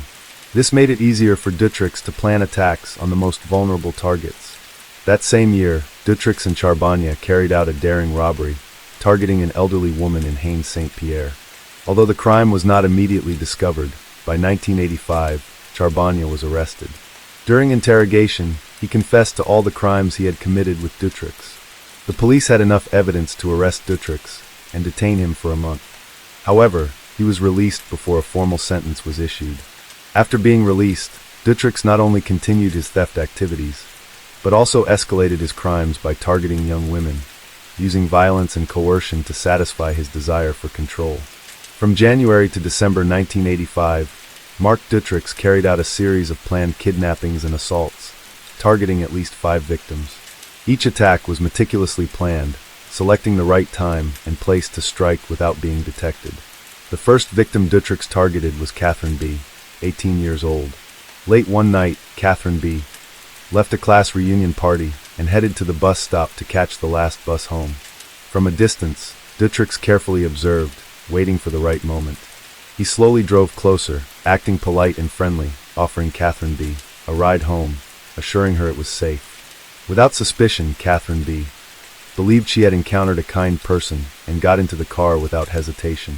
After about 15 minutes of driving, Catherine B. started to feel something was wrong. The road ahead was increasingly deserted, with no houses or streetlights, and Dutroux had fallen into an unsettling silence. He no longer appeared friendly as before. Instead, his gaze became cold and calculating. When the car stopped on a remote road, Catherine B. could feel the imminent danger. Dutroux got out of the driver's seat, approached her with a threatening stance, and forced himself on her, leaving her completely shocked and terrified. Out of fear, Catherine B. didn't dare to scream for help, only trying to stay calm, hoping the ordeal would end soon. After assaulting Catherine B., Dutroux let her go but threatened that if she told anyone, he would come back to punish her. Catherine B. feared retaliation, so she decided to remain silent and let the incident pass without reporting it to the police. The next victim was Sylvie D., who was believed to be the youngest victim targeted by Dutroux in 1985. On June 7, 1985, Sylvie D. was kidnapped on her way home from school. Dutroux approached her in his familiar car, telling her that her parents had asked him to take her home. Sylvie D. let her guard down and agreed to get in the car. After taking Sylvie to a secret location, Dutroux held her captive for a short period. She was completely terrified and did not understand what was happening. John Van Petegem, a new accomplice of Dutroux, was believed to have assisted him in this case, helping him capture Sylvie and take her to the holding site. Later, on October 17, 1985, Dutroux along with Michelle Martin and John Van Petegem continued their crimes by kidnapping Maria 5, 19 years old, using a similar approach to lure and capture her. 2 months later, on December 14, 1985, the group kidnapped Axel D., 18 years old, again using their well-practiced tactics. Just 4 days later, on December 18, 1985, Dutroux committed another attack, this time targeting Elizabeth G. After assaulting his victims, most were released, a tactic Dutroux used to avoid immediate detection as he believed they would be too scared to report him. However, one of the 5 victims decided to come forward, providing detailed information and descriptions of the perpetrator and his accomplices. In 1986, after an extended investigation, Marc Dutroux, Michelle Martin, and John Van Petegem were arrested and detained at Jamil Prison, awaiting trial. 3 years later, in 1989, the trial of Marc Dutroux, Michelle Martin, and John Van Petegem officially began, attracting significant public and media attention. Marc Dutroux was sentenced to 10 years in prison, while Michelle Martin received a 5-year sentence. Additionally, Dutroux was given another 3-year sentence for a 1983 robbery and an extra 6 months for minor thefts. John Van Petegem was also punished with a 6.5-year prison sentence. After the sentencing in 1989, Dutroux was transferred to Bergen Prison to begin his sentence. John Van Petegem was released in 1991, but soon died in a traffic accident. Despite being sentenced to a total of 13 years, Dutroux served less than 3 years due to good behavior. By 1992, he was granted early release, sparking public outrage. After being freed, there was no mechanism to monitor Dutroux's behavior, allowing him to return to a life of crime without any obstacles. From previous kidnappings and assaults, Dutroux realized a major risk, releasing victims after the attack. He understood that if they reported him to the police, his chances of getting caught would be high. The idea of building a secret underground bunker to imprison victims for extended periods began to take shape. Marc Dutroux purchased several cheap properties in Charleroi, Belgium, but focused particularly on a house in Marseille, which later became the base for his crimes. At this location, he secretly modified the house's structure. Using his mechanical knowledge, Dutroux personally designed and built a small prison cell with a concealed entrance and a basic ventilation system. He dug deep into the basement, expanding a small space of just about 2 meters by 1 meters, barely enough to hold 2 people. The bunker was incredibly cramped, with no windows, only a small ventilation hole to allow air circulation, causing those imprisoned to deteriorate rapidly both physically and mentally. The interior was damp, dark, and had poor sanitation. He placed only a small mattress and a few minimal items inside. He paid special attention to soundproofing, designing the entrance with thick concrete reinforcement to prevent any noise from escaping. Dutroux installed a trapdoor system carefully concealed under a wooden plank, making the bunker completely invisible to anyone visiting the house. After completing the secret bunker, Dutroux began executing his criminal plan. Dutroux realized that he couldn't carry out everything alone, so he turned to Bernard Weinstein, a former accomplice with experience in smuggling and theft. He convinced Weinstein that they could make millions by kidnapping young girls and selling them abroad. Dutroux painted a promising picture, making Weinstein hesitant at first, but eventually persuading him with the promise of enormous profits. Once they reached an agreement, the two began listing potential victims. Initially, Michelle Martin was unaware of Dutroux's plan. However, over time, he manipulated her mind, instilling twisted thoughts and distorting her moral compass. Dutroux convinced Martin that the kidnappings were not crimes, but a way to care for the children, making them part of a greater plan. Although she did not directly participate in the abductions, once she knew the truth, Martin chose to remain silent instead of stopping Dutroux. Dutroux often pretended to be a good man, appearing near schools to approach children. He carefully observed their habits and planned every detail before making a move. He selected victims based on their vulnerability, focusing on girls who frequently walked alone without strict parental supervision. Dutroux meticulously prepared everything needed for swift action, including a soundproof van, duct tape, ropes, and sedatives to ensure the victims couldn't resist or call for help. He conducted trials, appearing in parks or public places, pretending to ask for directions or offering rides to observe children's reactions, refining his approach for future attempts. Dutroux practiced using sedatives, experimenting with speed and dosage to ensure victims would lose consciousness quickly before they could cry for help. After weeks of meticulous surveillance, he identified Julie Lejeune and Melissa Rousseau as his first victims, as the two girls often played near their homes without adult supervision. Julie and Melissa, both 8 years old, often played near their homes in Gros Hallon. On the afternoon of June 24, 1995, Marc Dutroux and Bernard Weinstein drove a white van to the Gros Hallon area. He pretended to ask for directions, using a friendly tone to create a sense of safety, trying to approach Julie and Melissa as naturally as possible. When Julie and Melissa began to show suspicion, Dutroux signaled Weinstein to act. Within seconds, they quickly covered the girls' mouths and dragged them into the van, shutting the door and driving away before anyone noticed. Returning to his home in Marseille, Dutroux did not immediately take the victims to the basement, but kept the girls in his son's bedroom to avoid suspicion from neighbors. He and Weinstein began threatening and coercing the victims. Under Dutroux's tight control, the girls quickly lost their ability to resist and fell into a state of extreme fear. In the first few days, Dutroux pretended to be kind, bringing food to the girls. However, this act was not out of kindness, but rather to observe their reactions before escalating his violence. Less than a week later, when Dutroux saw that Julie and Melissa had completely lost hope, he decided to transfer them to the secret bunker in the basement. There, Dutroux began committing his most horrific acts, while recording everything on video. Nearly 2 months later, on August 22, 1995, Marc Dutroux and Michelle Liliev carried out another crime.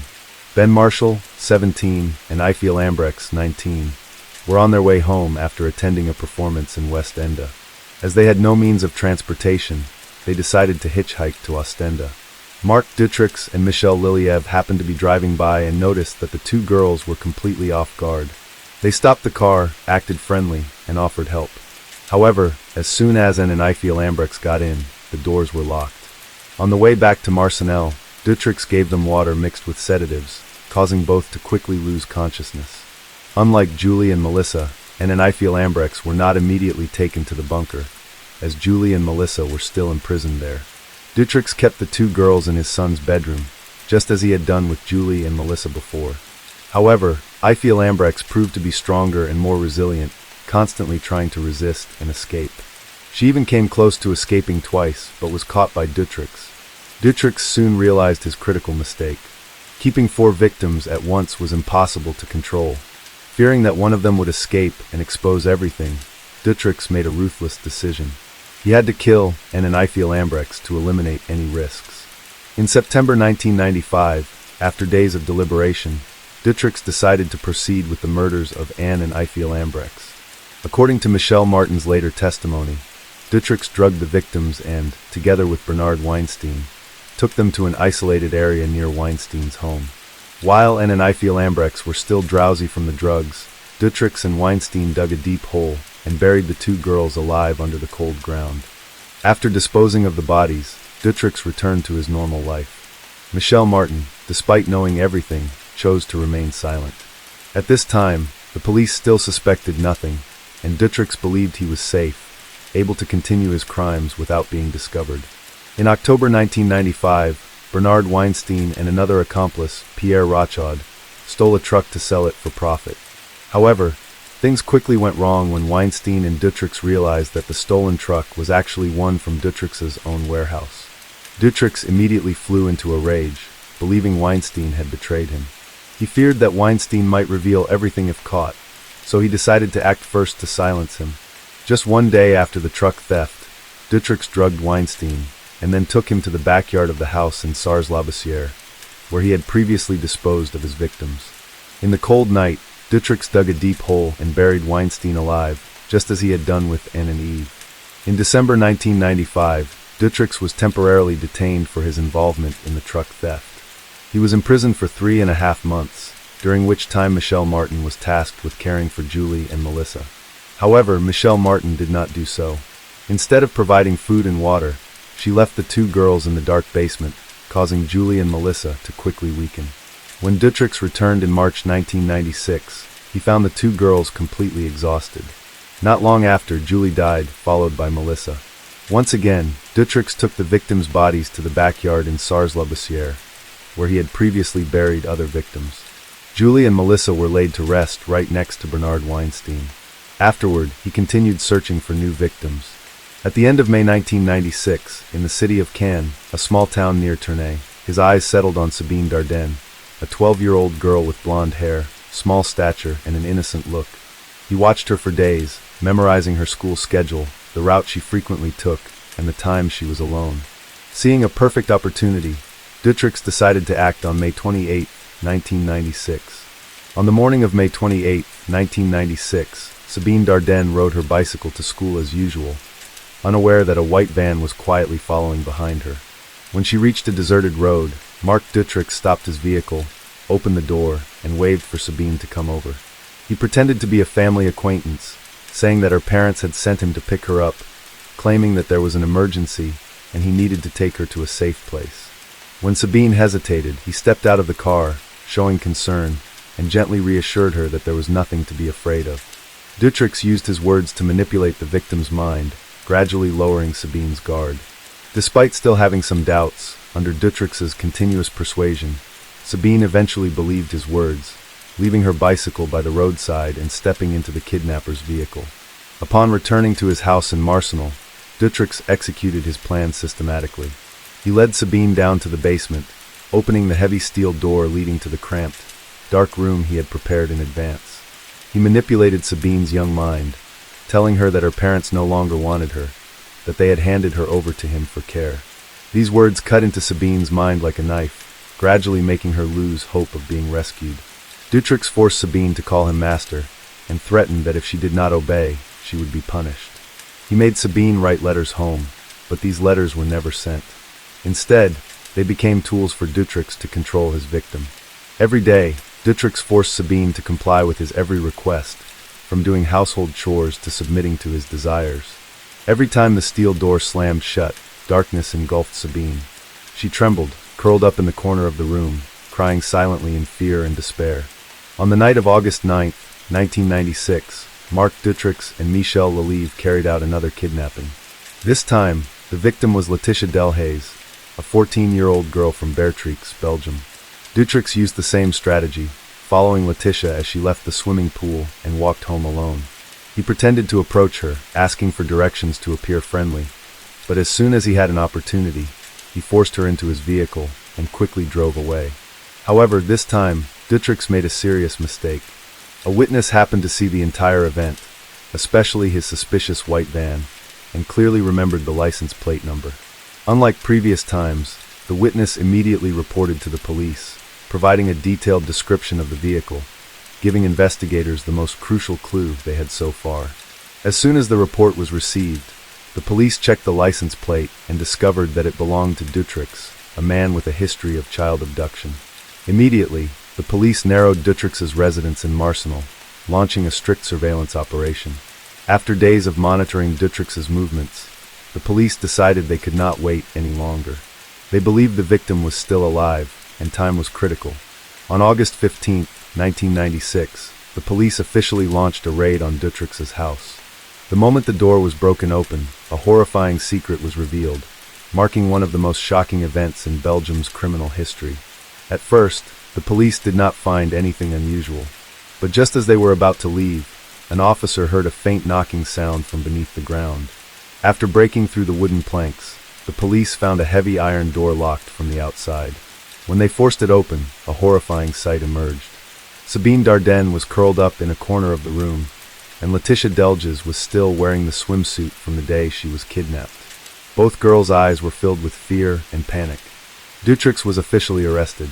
Initially, he denied all charges, shamelessly claiming that he only kept the girls to protect them from a corrupt society. However, when confronted with irrefutable evidence from the basement, Dutroux was forced to confess his crimes. Michelle Martin, upon being arrested, immediately confessed in hopes of receiving a lighter sentence. She admitted to starving Julie and Melissa, leading to the deaths of the two children. On August 17, 1996, police excavated the garden in Sars-le-Bissière and found the bodies of Julie Lejeune, Melissa Rousseau, and Bernard Weinstein. A week later, they discovered the remains of Marshall and Effigie Lambrechts, buried deep beneath Weinstein's warehouse floor. After nearly 8 years of investigation, on March 1, 2004, at the Arlon Criminal Court in Belgium, Marc Dutroux was officially sentenced to 30 years in prison, but only served 16 years before being released in 2012, a decision that caused massive public outrage. Michel Lelive was sentenced to 25 years in prison for his key role as an accomplice in the kidnappings. The basement in Marsenal was demolished, but it remains a lasting symbol of one of Europe's most horrifying criminal cases. The Dutroux case shook Belgium, leading to massive protests against the justice system. Citizens demanded major reforms to prevent serious mistakes like Dutroux's early release in 1992 from happening again. The victims' families expressed their grief, stating that while the criminal could still live freely, they would have to endure their trauma for a lifetime.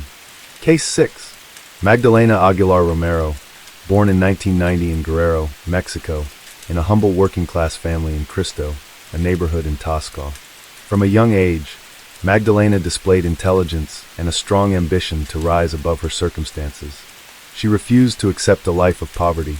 After graduating high school, she was determined to pursue a degree in nutrition, hoping to help people struggling with maintaining a healthy diet. With relentless effort, she was accepted into university in Iguala, Guerrero.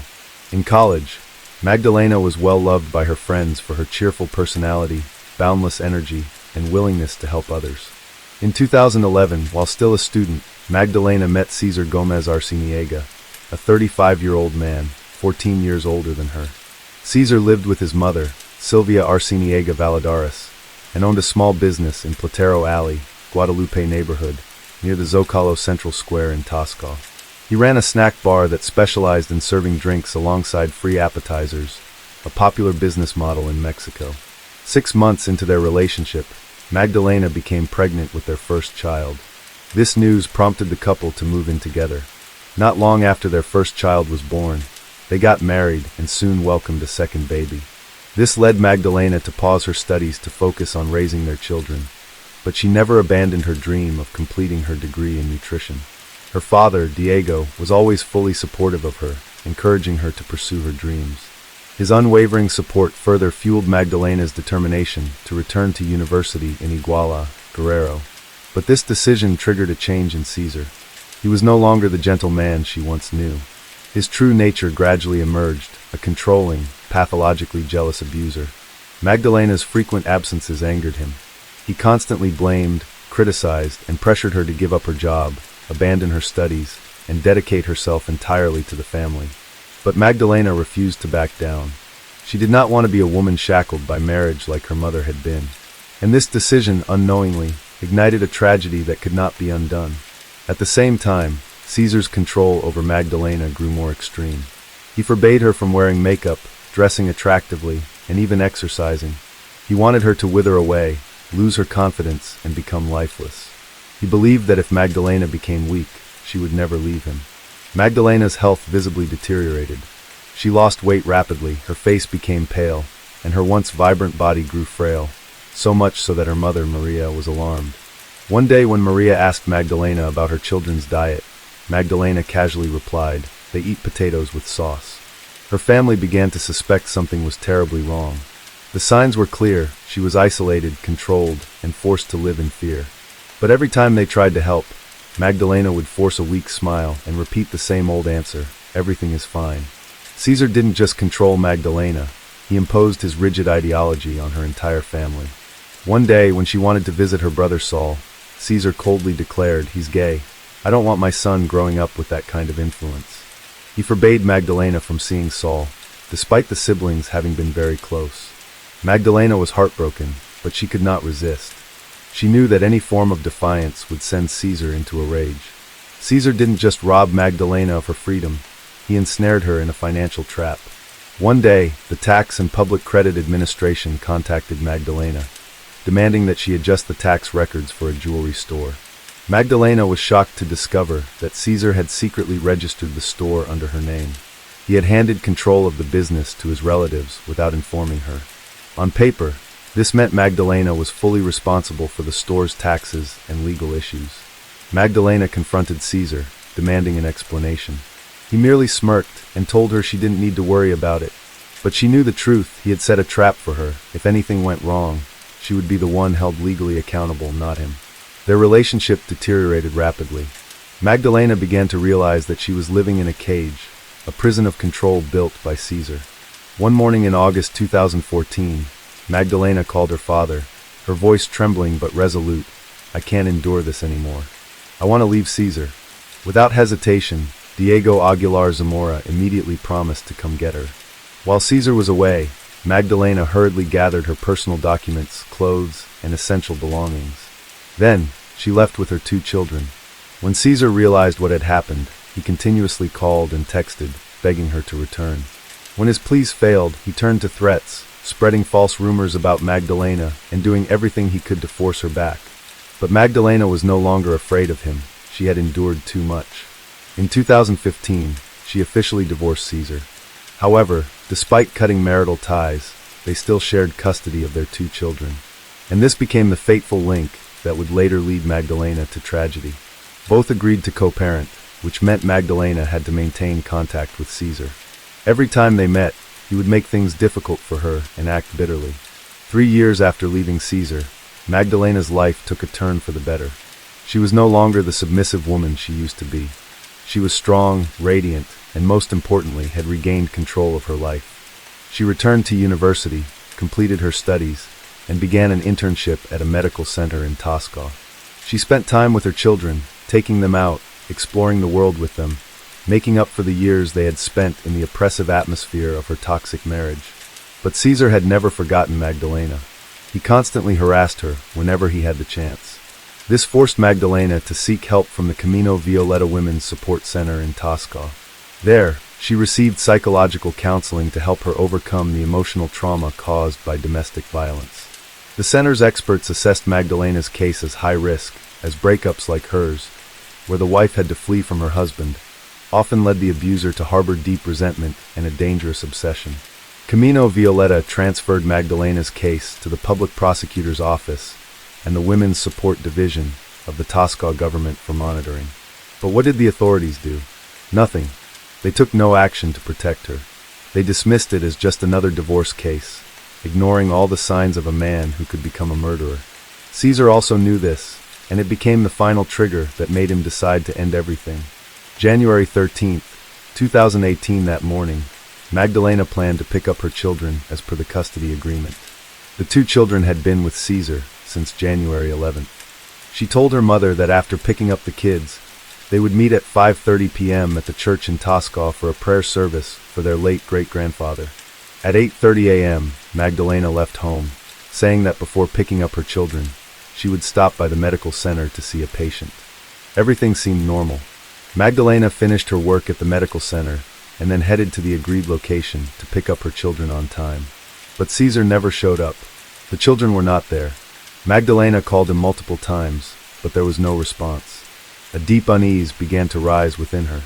Though hesitant, she knew she had no choice but to go directly to Caesar's house to find her children. The moment Magdalena stepped into Caesar's house was the moment the door to her fate shut behind her. She disappeared. No one ever saw Magdalena walk out of that house again.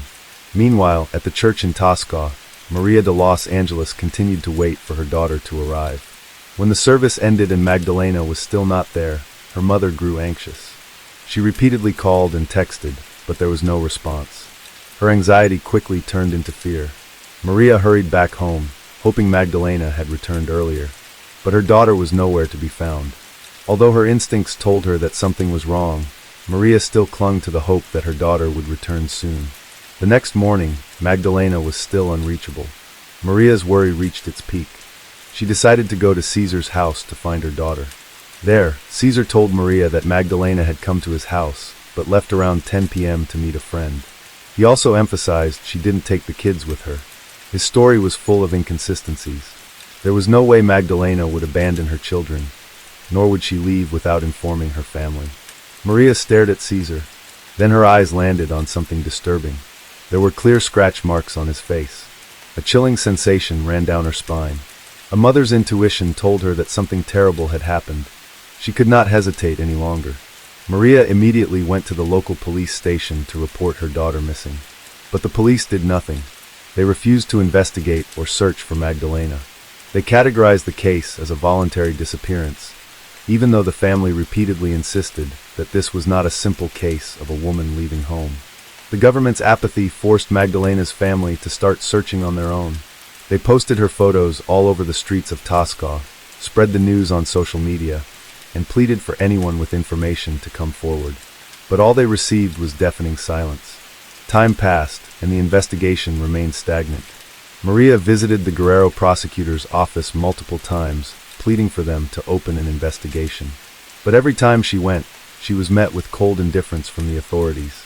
9 days passed in vain. No leads, no answers. Despair turned into rage. Magdalena's family decided to organize a protest to pressure the authorities into taking action. And faced with this pressure, the police had no reason to refuse a press. On the morning of January 22, 2018, police raided the business premises of Cesar Gomez Arciniega. After narrowing down the suspects, they decided to conduct a search. No one could have imagined the horrific scene they were about to witness. Inside an industrial oven, a large enamel pot rests on a metal rack. As the police lift the lid, a burst of hot steam rises, and inside lies a partially cooked human body.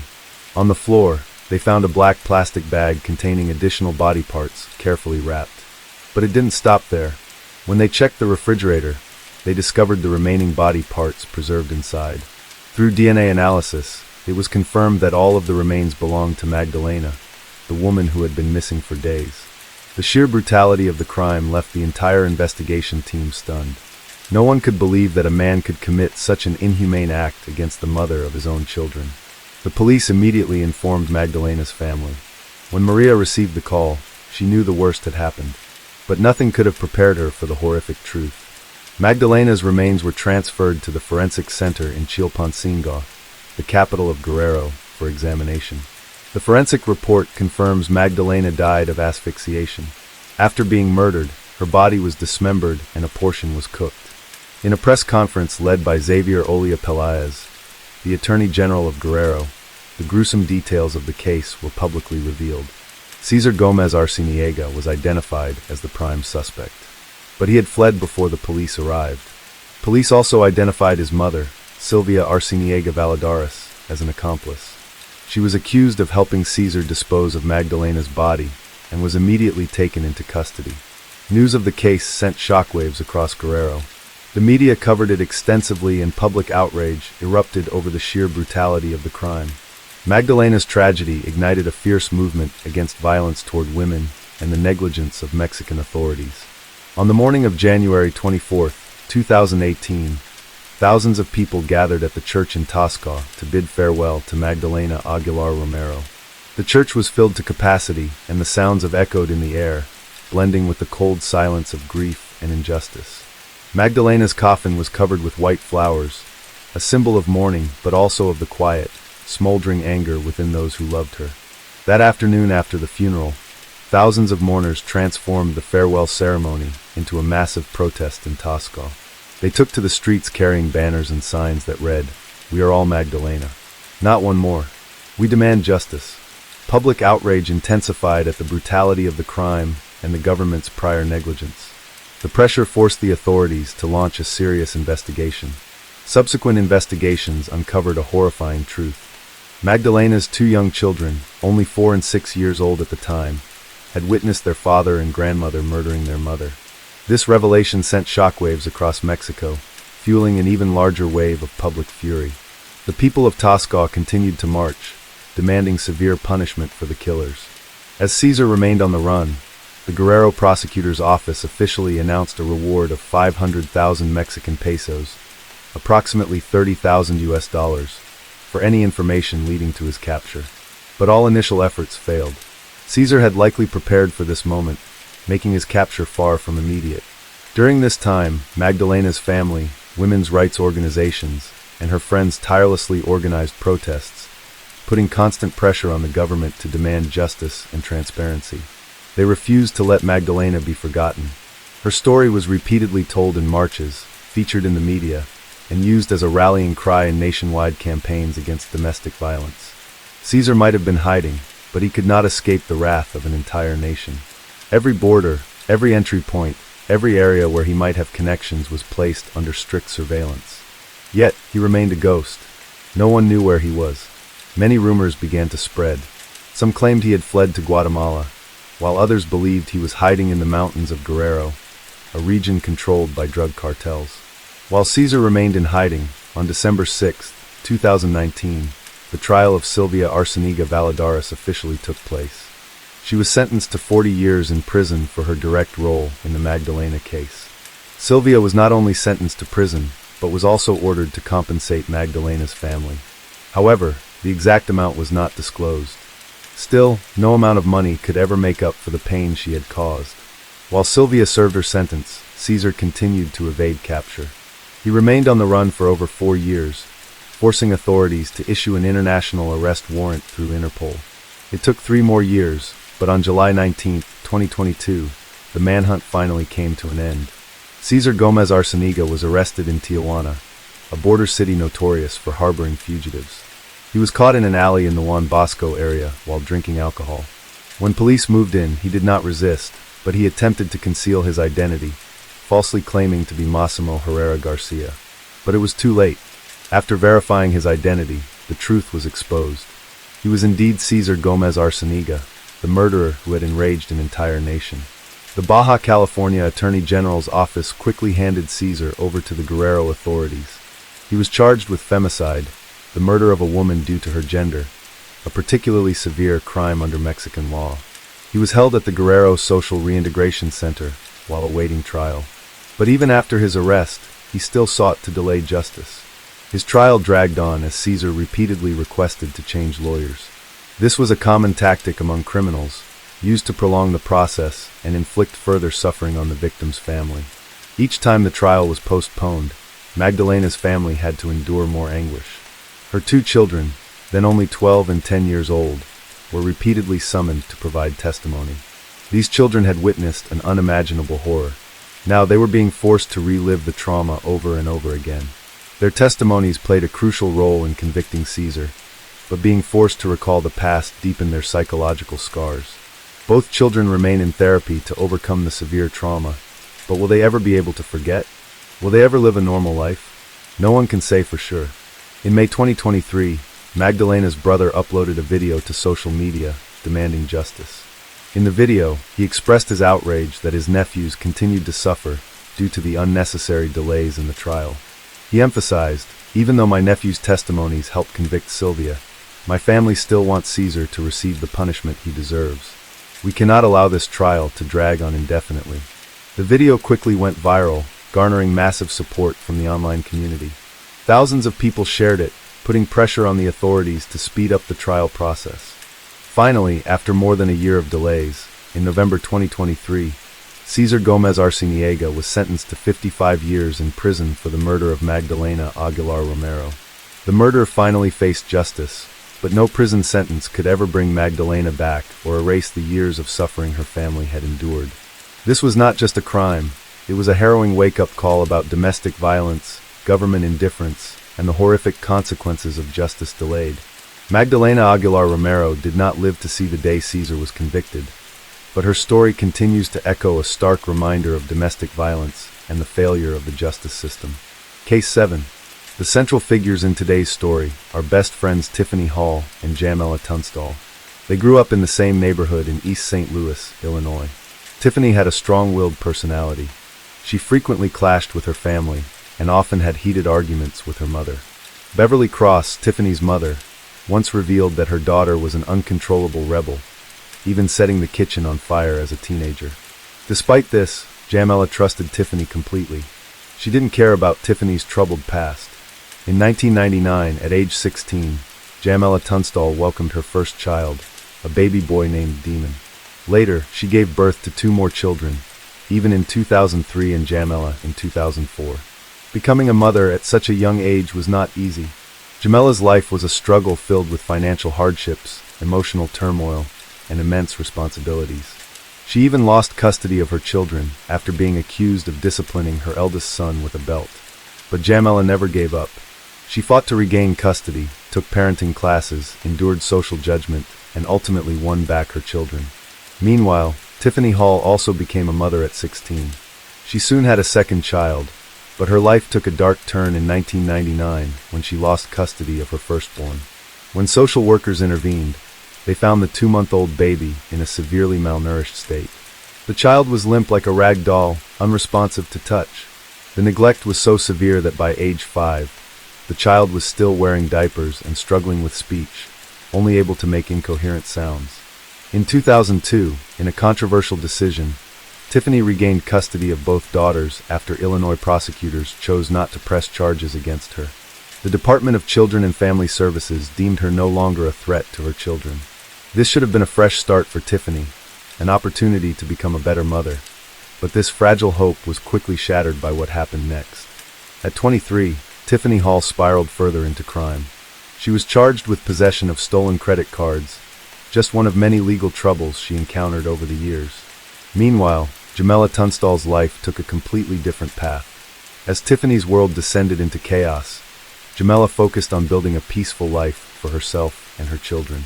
By 2006, Jamela was pregnant with her 4th child, eagerly anticipating the birth of a baby girl.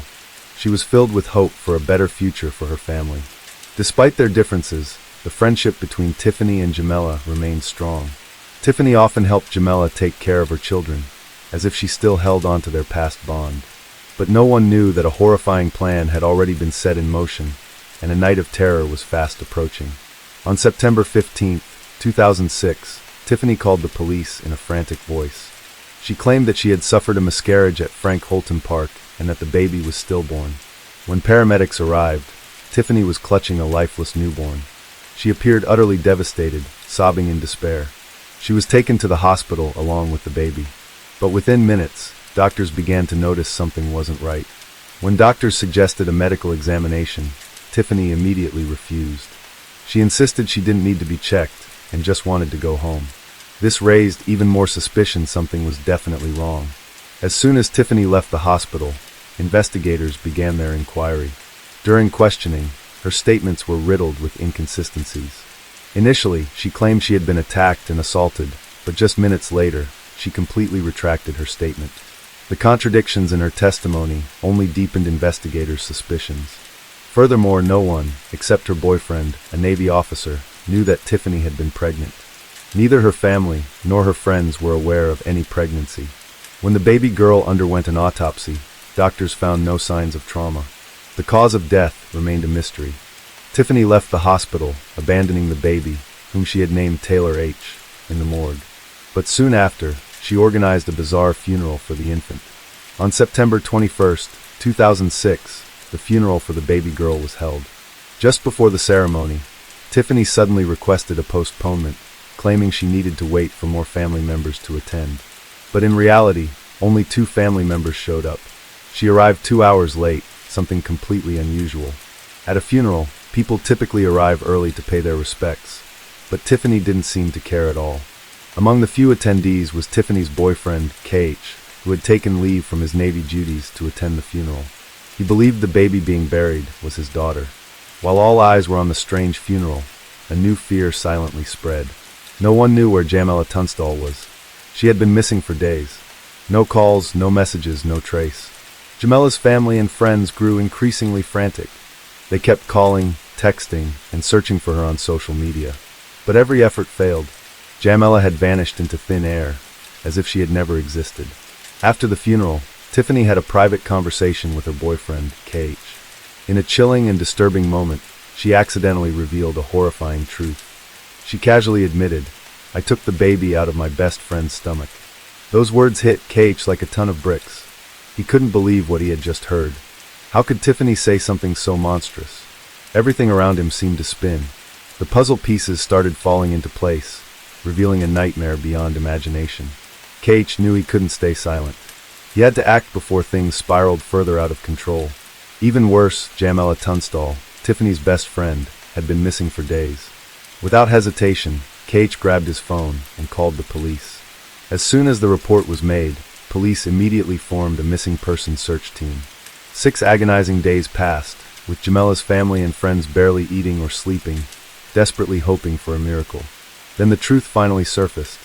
A patrol team discovered Jamela Tunstall's body in an overgrown field, just a few blocks from Tiffany's house. Jamela lay there, lifeless, her body horribly mutilated, her abdomen showing signs of severe trauma. Near her remains, police found a blood-stained pair of scissors, the very tool Tiffany used to cut the baby from Jamela's womb. News of the horrific crime spread like wildfire, becoming a sensational headline across major newspapers. A pregnant mother brutally murdered in an act of unimaginable cruelty. That very night, Tiffany was arrested. But instead of showing fear or remorse, she remained eerily calm, as if what had just happened was nothing out of the ordinary. In the interrogation room, Tiffany began revealing chilling details of her crime. She calmly recounted, on the morning of September 16, 2006, Jamela had visited Tiffany's mother's house in Belleville to hang out. A heated argument broke out between them. In a fit of rage, Tiffany attacked Jamela, knocking her unconscious. Then, Tiffany bound Jamela's hands and feet with duct tape, preventing her from escaping. In a moment of sheer panic, Jamela regained consciousness and struggled desperately to break free. But Tiffany had already lost all sense of humanity. She covered Jamela's mouth with duct tape, silencing her cries for help, and dragged her into the bathroom. There, she cut the baby out of Jamela's womb, a scene too horrifying to imagine. Jamela was still alive, writhing in agony, but powerless to change her fate. Minutes later, she grew weaker and weaker, until she took her last breath. A lifelong friendship had just ended in the most brutal way possible. Immediately after committing the crime, Tiffany tried to cover her tracks. She wrapped Jamela's body in a shower curtain, then dragged it to a nearby overgrown field. But the most terrifying part? This wasn't an impulsive act. It was premeditated. A week before the murder, Tiffany had secretly bought the necessary tools. A homemade birthing kit, including scissors, rubbing alcohol, latex gloves, and a syringe. This proved that Tiffany had planned the crime long before carrying it out. This was not a heat-of-the-moment killing. It was a cold-blooded execution. Even more disturbing, for months leading up to the crime, Tiffany had pretended to be pregnant, fabricating an entire story to lure her Navy boyfriend Cage back home. She sewed maternity clothes, stuffed her belly to make it appear larger, and even bought baby supplies, diapers and bottles, to convince everyone she was expecting. When news of Jamella's murder and disbelief broke out, no one could comprehend how this horrifying chain of events unfolded. How could someone be this cruel? But the nightmare was far from over. As police dug deeper into the case, they uncovered an even more horrifying truth. Jamella's 3 children were also missing. No one knew where they were. No one had seen them since the day their mother disappeared. A new wave of terror spread through the community. Were they still alive? Or had Tiffany already taken their lives too? On September 22, 2006, police expanded their investigation. They searched Jamella's apartment, hoping to find clues about the missing children. Officers gathered photos of the children and shared them with the media, hoping someone would recognize them and help bring them home safely. During the investigation, Evan Collins, Jamella's partner, became a key person of interest. The police needed him to provide more details about Jamella's children and their last known whereabouts. As investigators pieced together the timeline, they confirmed that Tiffany's daughter was safe, but Jamella's 3 children were still missing. According to Evan Collins, the last time he saw the children was on September 18th, just 3 days prior. That night, Tiffany came to pick up the children, claiming that Jamella had asked her to babysit. Since the 2 women were best friends, Evan saw no reason to doubt her. The children couldn't have just disappeared without a trace. Police tightened the investigation, shifting their full attention onto Tiffany. Meanwhile, Tiffany remained in custody. Under the relentless pressure of police interrogations, she finally confessed to where the children were. Tiffany's admission led police back to Jamella's apartment the next morning. None of the officers could have imagined what they were about to witness. The moment they entered, a putrid stench filled the air, hitting them like a punch to the gut. Every officer held their breath in horror. They froze in place. Something was terribly wrong. And then, the gruesome truth finally revealed itself. In the cramped apartment, the naked bodies of Jamella's 3 children were found in the most unimaginable places. 2 of them were stuffed into the washing machine. The 3rd child lay motionless inside the dryer. Their small bodies had severely decomposed after days trapped in the sealed space, unnoticed by the outside world. The sight left the entire investigation team speechless. A young officer, unable to bear the horror, ran outside and vomited. The most chilling fact? Police had actually walked past this very apartment just 1 day earlier, unaware that the 3 children's bodies were still inside.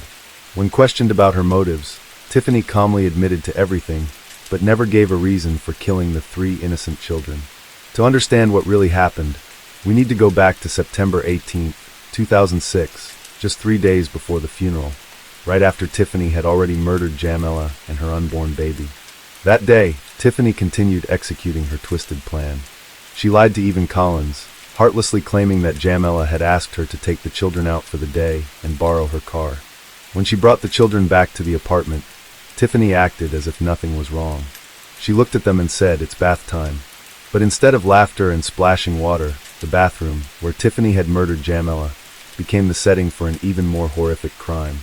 One by one, Tiffany drowned Jamella's 3 children in the bathtub. Demon, 7 years old, even 2 years old, Janella, 1 year old, none of them stood a chance. Some reports indicate that Tiffany drugged the children with cough syrup before killing them, possibly to make them drowsy and unable to resist. After murdering all 3 children, Tiffany calmly dragged their bodies out and disposed of them just as we've seen in the previous segment. After committing the horrific crimes, Tiffany simply walked away, continuing her life as if nothing had happened.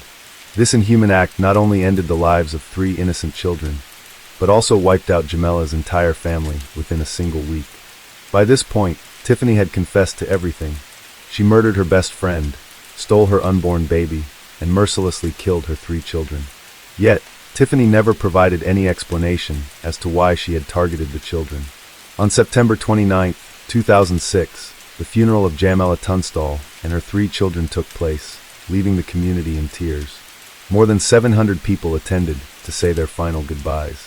Within just 3 days, over $30,000 was raised to help cover the funeral expenses. But while the community mourned, the legal battle surrounding Tiffany Hall grew increasingly complex. Initially, Tiffany was only charged with the murders of Jamela and her unborn child.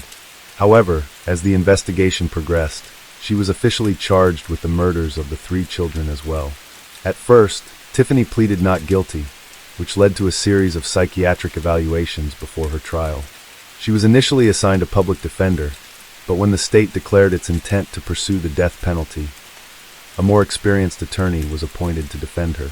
James Gray, Tiffany's lawyer, revealed that while she was deemed mentally competent to stand trial, she suffered from severe psychological issues with an IQ of just 70, borderline intellectual disability. What made this case even more controversial was the fact that Tiffany herself was a mother. At the time of the crimes, her 2 daughters were only 5 and 8 years old. Finally, on June 10, 2008, the trial concluded with a life sentence without parole for Tiffany Hall. The verdict reflected the unforgivable cruelty of her crimes, murdering 5 innocent lives, including Jamela and her 3 children. But even after the sentence was handed down, painful questions remained unanswered. What could drive a mother to commit such monstrous acts? In September 2008, Tiffany attempted to withdraw her guilty plea, claiming that her lawyer had failed to represent her properly. However, the court rejected her request. In 2012, she filed another appeal, requesting a new attorney, but once again, her request was denied. Tiffany refused to give up. She insisted that her lawyers had failed to thoroughly investigate her mental health condition at the time of her guilty plea. According to legal records, James Gray had not even received Tiffany's psychiatric evaluation report until 2 days after she had already pleaded guilty. This raised serious concerns over whether Tiffany had fully understood the nature of her crimes, or if she was merely a victim of untreated psychological disorders. A psychiatric report revealed that Tiffany had a long history of severe mental illnesses, including psychotic disorders, PTSD, schizophrenia, bipolar disorder, severe depression, and mild intellectual disability. These diagnoses sparked public debate. How should the legal system handle criminals suffering from severe mental illness? In response, the court decided to overturn the denial of post-conviction relief, meaning Tiffany could continue to appeal her case. Over the next few years, her case was repeatedly revised and reviewed, with new attorneys stepping in during 2015 and 2016.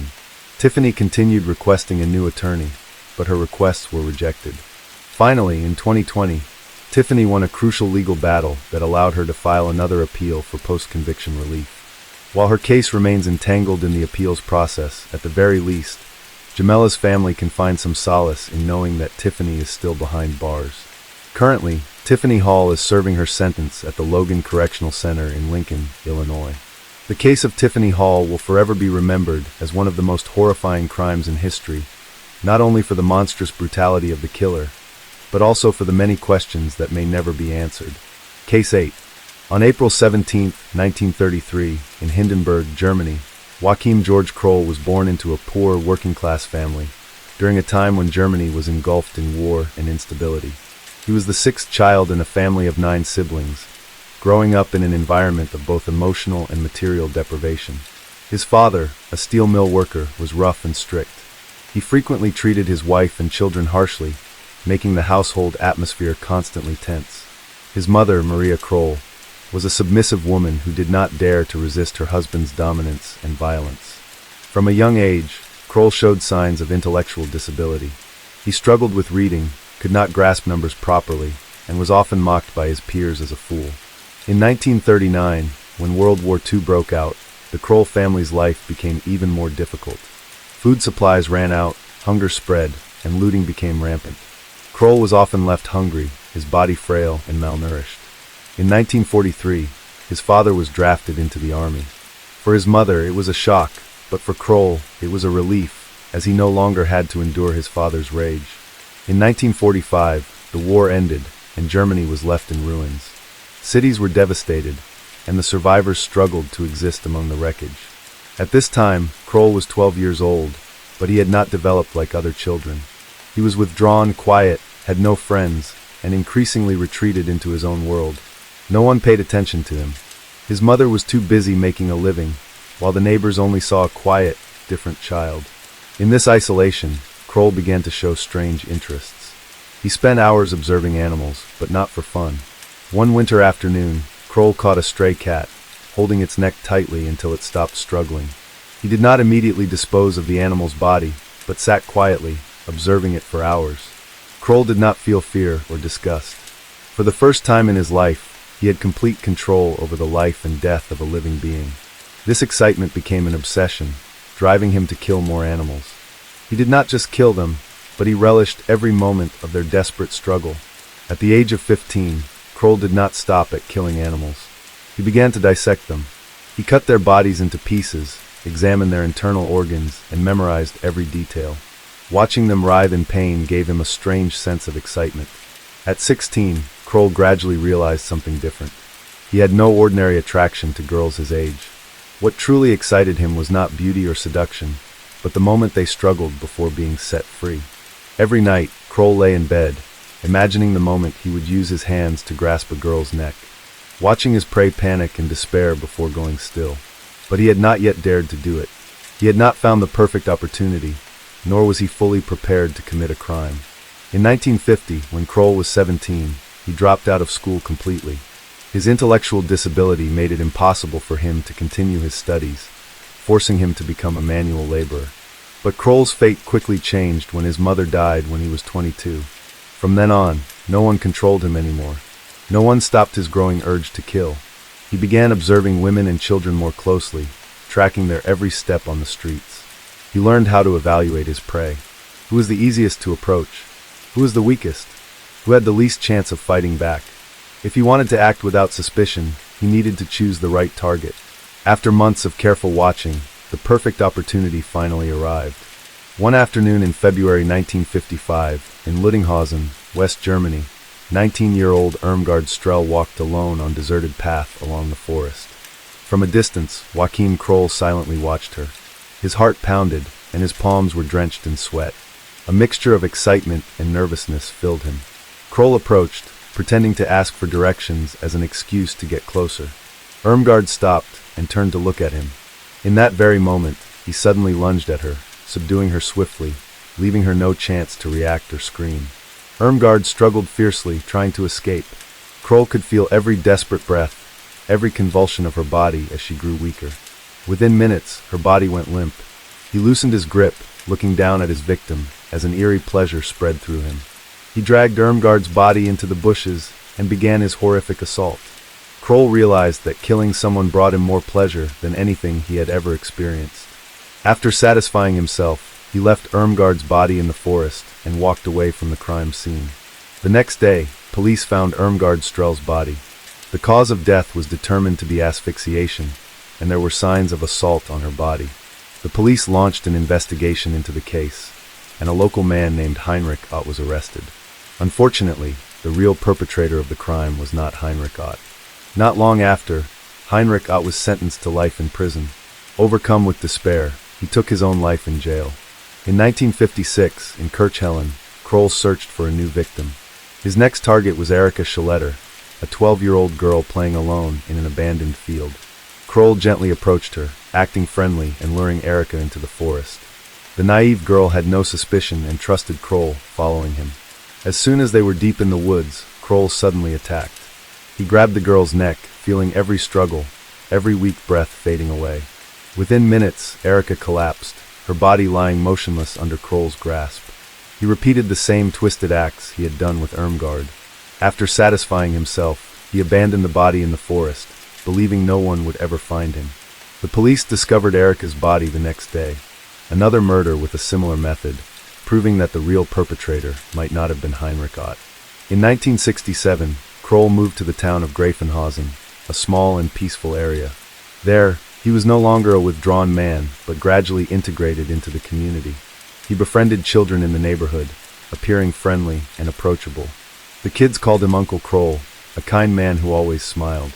No one could have guessed that behind that smile was a true monster. On June 22, 1967, Kroll committed his next murder.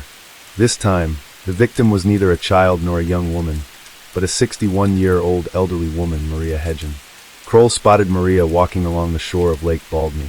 He approached, pretending to start a conversation, but Maria did not want to talk to him, and kept walking. This made Kroll angry, and he immediately swung his hand, striking her head hard, causing her to collapse. He dragged her into a nearby bush and strangled her until she was completely lifeless. Then, Kroll carried out his horrific act and left the body in the bushes. Later, the police found Maria's body, but once again they had no clues to lead them to Kroll. He continued to escape justice, continuing his hunt. From 1959 to 1970, Kroll continuously murdered 13 victims, primarily women and children. However, the real number was much higher. After committing the murders, he began dismembering the victims to dispose of them more easily. He divided the bodies into several parts and scattered them in forests, rivers, or flushed down drains. In some cases, Kroll began committing horrific acts with his victims. He took certain body parts home, cooked, and ate them. Later, Kroll admitted, just on a whim, I decided to cut up certain parts of the victim's body to see what they tasted like. After the 1970 case, Joachim Kroll disappeared for 6 years without committing any further crimes. After 6 years in hiding, Joachim Kroll committed another shocking crime. On July 3, 1976, Kroll committed his 14th and final murder. The victim was Marion Ketter, a 4-year-old girl. She disappeared while playing at a playground in the Lahr district of Duisburg. Notably, this area was very close to Kroll's apartment, just a short distance away. Instead of attacking on sight as he had before, he changed his strategy. He lured Marion in and secretly took her to his apartment. Inside the apartment, Kroll quickly committed his crime. He attacked the girl and then dismembered her body. He attempted to dispose of the remains by flushing the intestines down the shared toilet of the apartment complex. However, the old plumbing system could not handle such a large amount, leading to a severe blockage. That afternoon, a neighbor used the shared restroom and noticed something unusual. He noticed that the toilet wouldn't flush properly, showing signs of a severe blockage. When the neighbor asked Kroll about the issue, he gave a chilling response. The toilet is clogged because it's full of intestines. The neighbor was shocked, but did not realize the gravity of the situation. He simply thought Kroll was an eccentric man with a strange sense of humor. At the same time, some residents of the apartment complex saw Kroll throwing blood-stained clothes into the trash outside. They began to suspect something, but hesitated to get involved. The next day, police launched a large-scale search for Marion Ketter. They went door-to-door questioning residents, asking if anyone had seen the girl last. However, no one provided useful information. July 3, 1976, Duisburg, West Germany. That morning, a resident of the apartment complex called the management office to report wastewater overflowing from the drainage pipe. A maintenance worker was dispatched to inspect the issue. When he used a rod to probe the pipe, he felt a soft, unusual object stuck inside. He pulled hard, and immediately something horrifying came out. A piece of human flesh, pale, decomposing, emitting a foul stench. Terrified, he dropped his tool, stumbled backward, and quickly called the police. About 15 minutes later, the police arrived at the scene. They inspected the pipes and found more body parts stuck inside. Forensic experts quickly determined that the remains belonged to a young girl, around 4 to 5 years old. Police reviewed recent missing person reports. Immediately a name stood out, Marion Ketter, 4 years old. Her parents had reported her missing the previous day. The entire apartment complex was sealed off. Police began questioning each resident, but no one had seen or heard anything suspicious. However, a resident from apartment 10 provided a crucial clue. This person recounted a strange conversation with Kroll. Several others also reported seeing Kroll disposing of suspicious items in the trash. At the same time, the team investigating the drainage system discovered that the body parts had been flushed from an apartment on the 3rd floor. An officer proposed a theory. The perpetrator may have attempted to erase evidence by cutting the body into small pieces and flushing them down the drain. However, he likely did not anticipate that the plumbing system would clog. When they arrived at apartment 11 on the 3rd floor, the police knocked on the door. A middle-aged gaunt man with an emotionless gaze answered. An officer asked, "Did you notice anything unusual?" The man gave a faint smile, his voice eerily calm. "No, I was just at home as usual." The police requested to inspect the apartment, and Kroll cheerfully agreed, leading them inside. As soon as they entered, the officers immediately sensed something was wrong. The air in the apartment was thick, filled with an indescribable stench. One officer noticed the gas stove.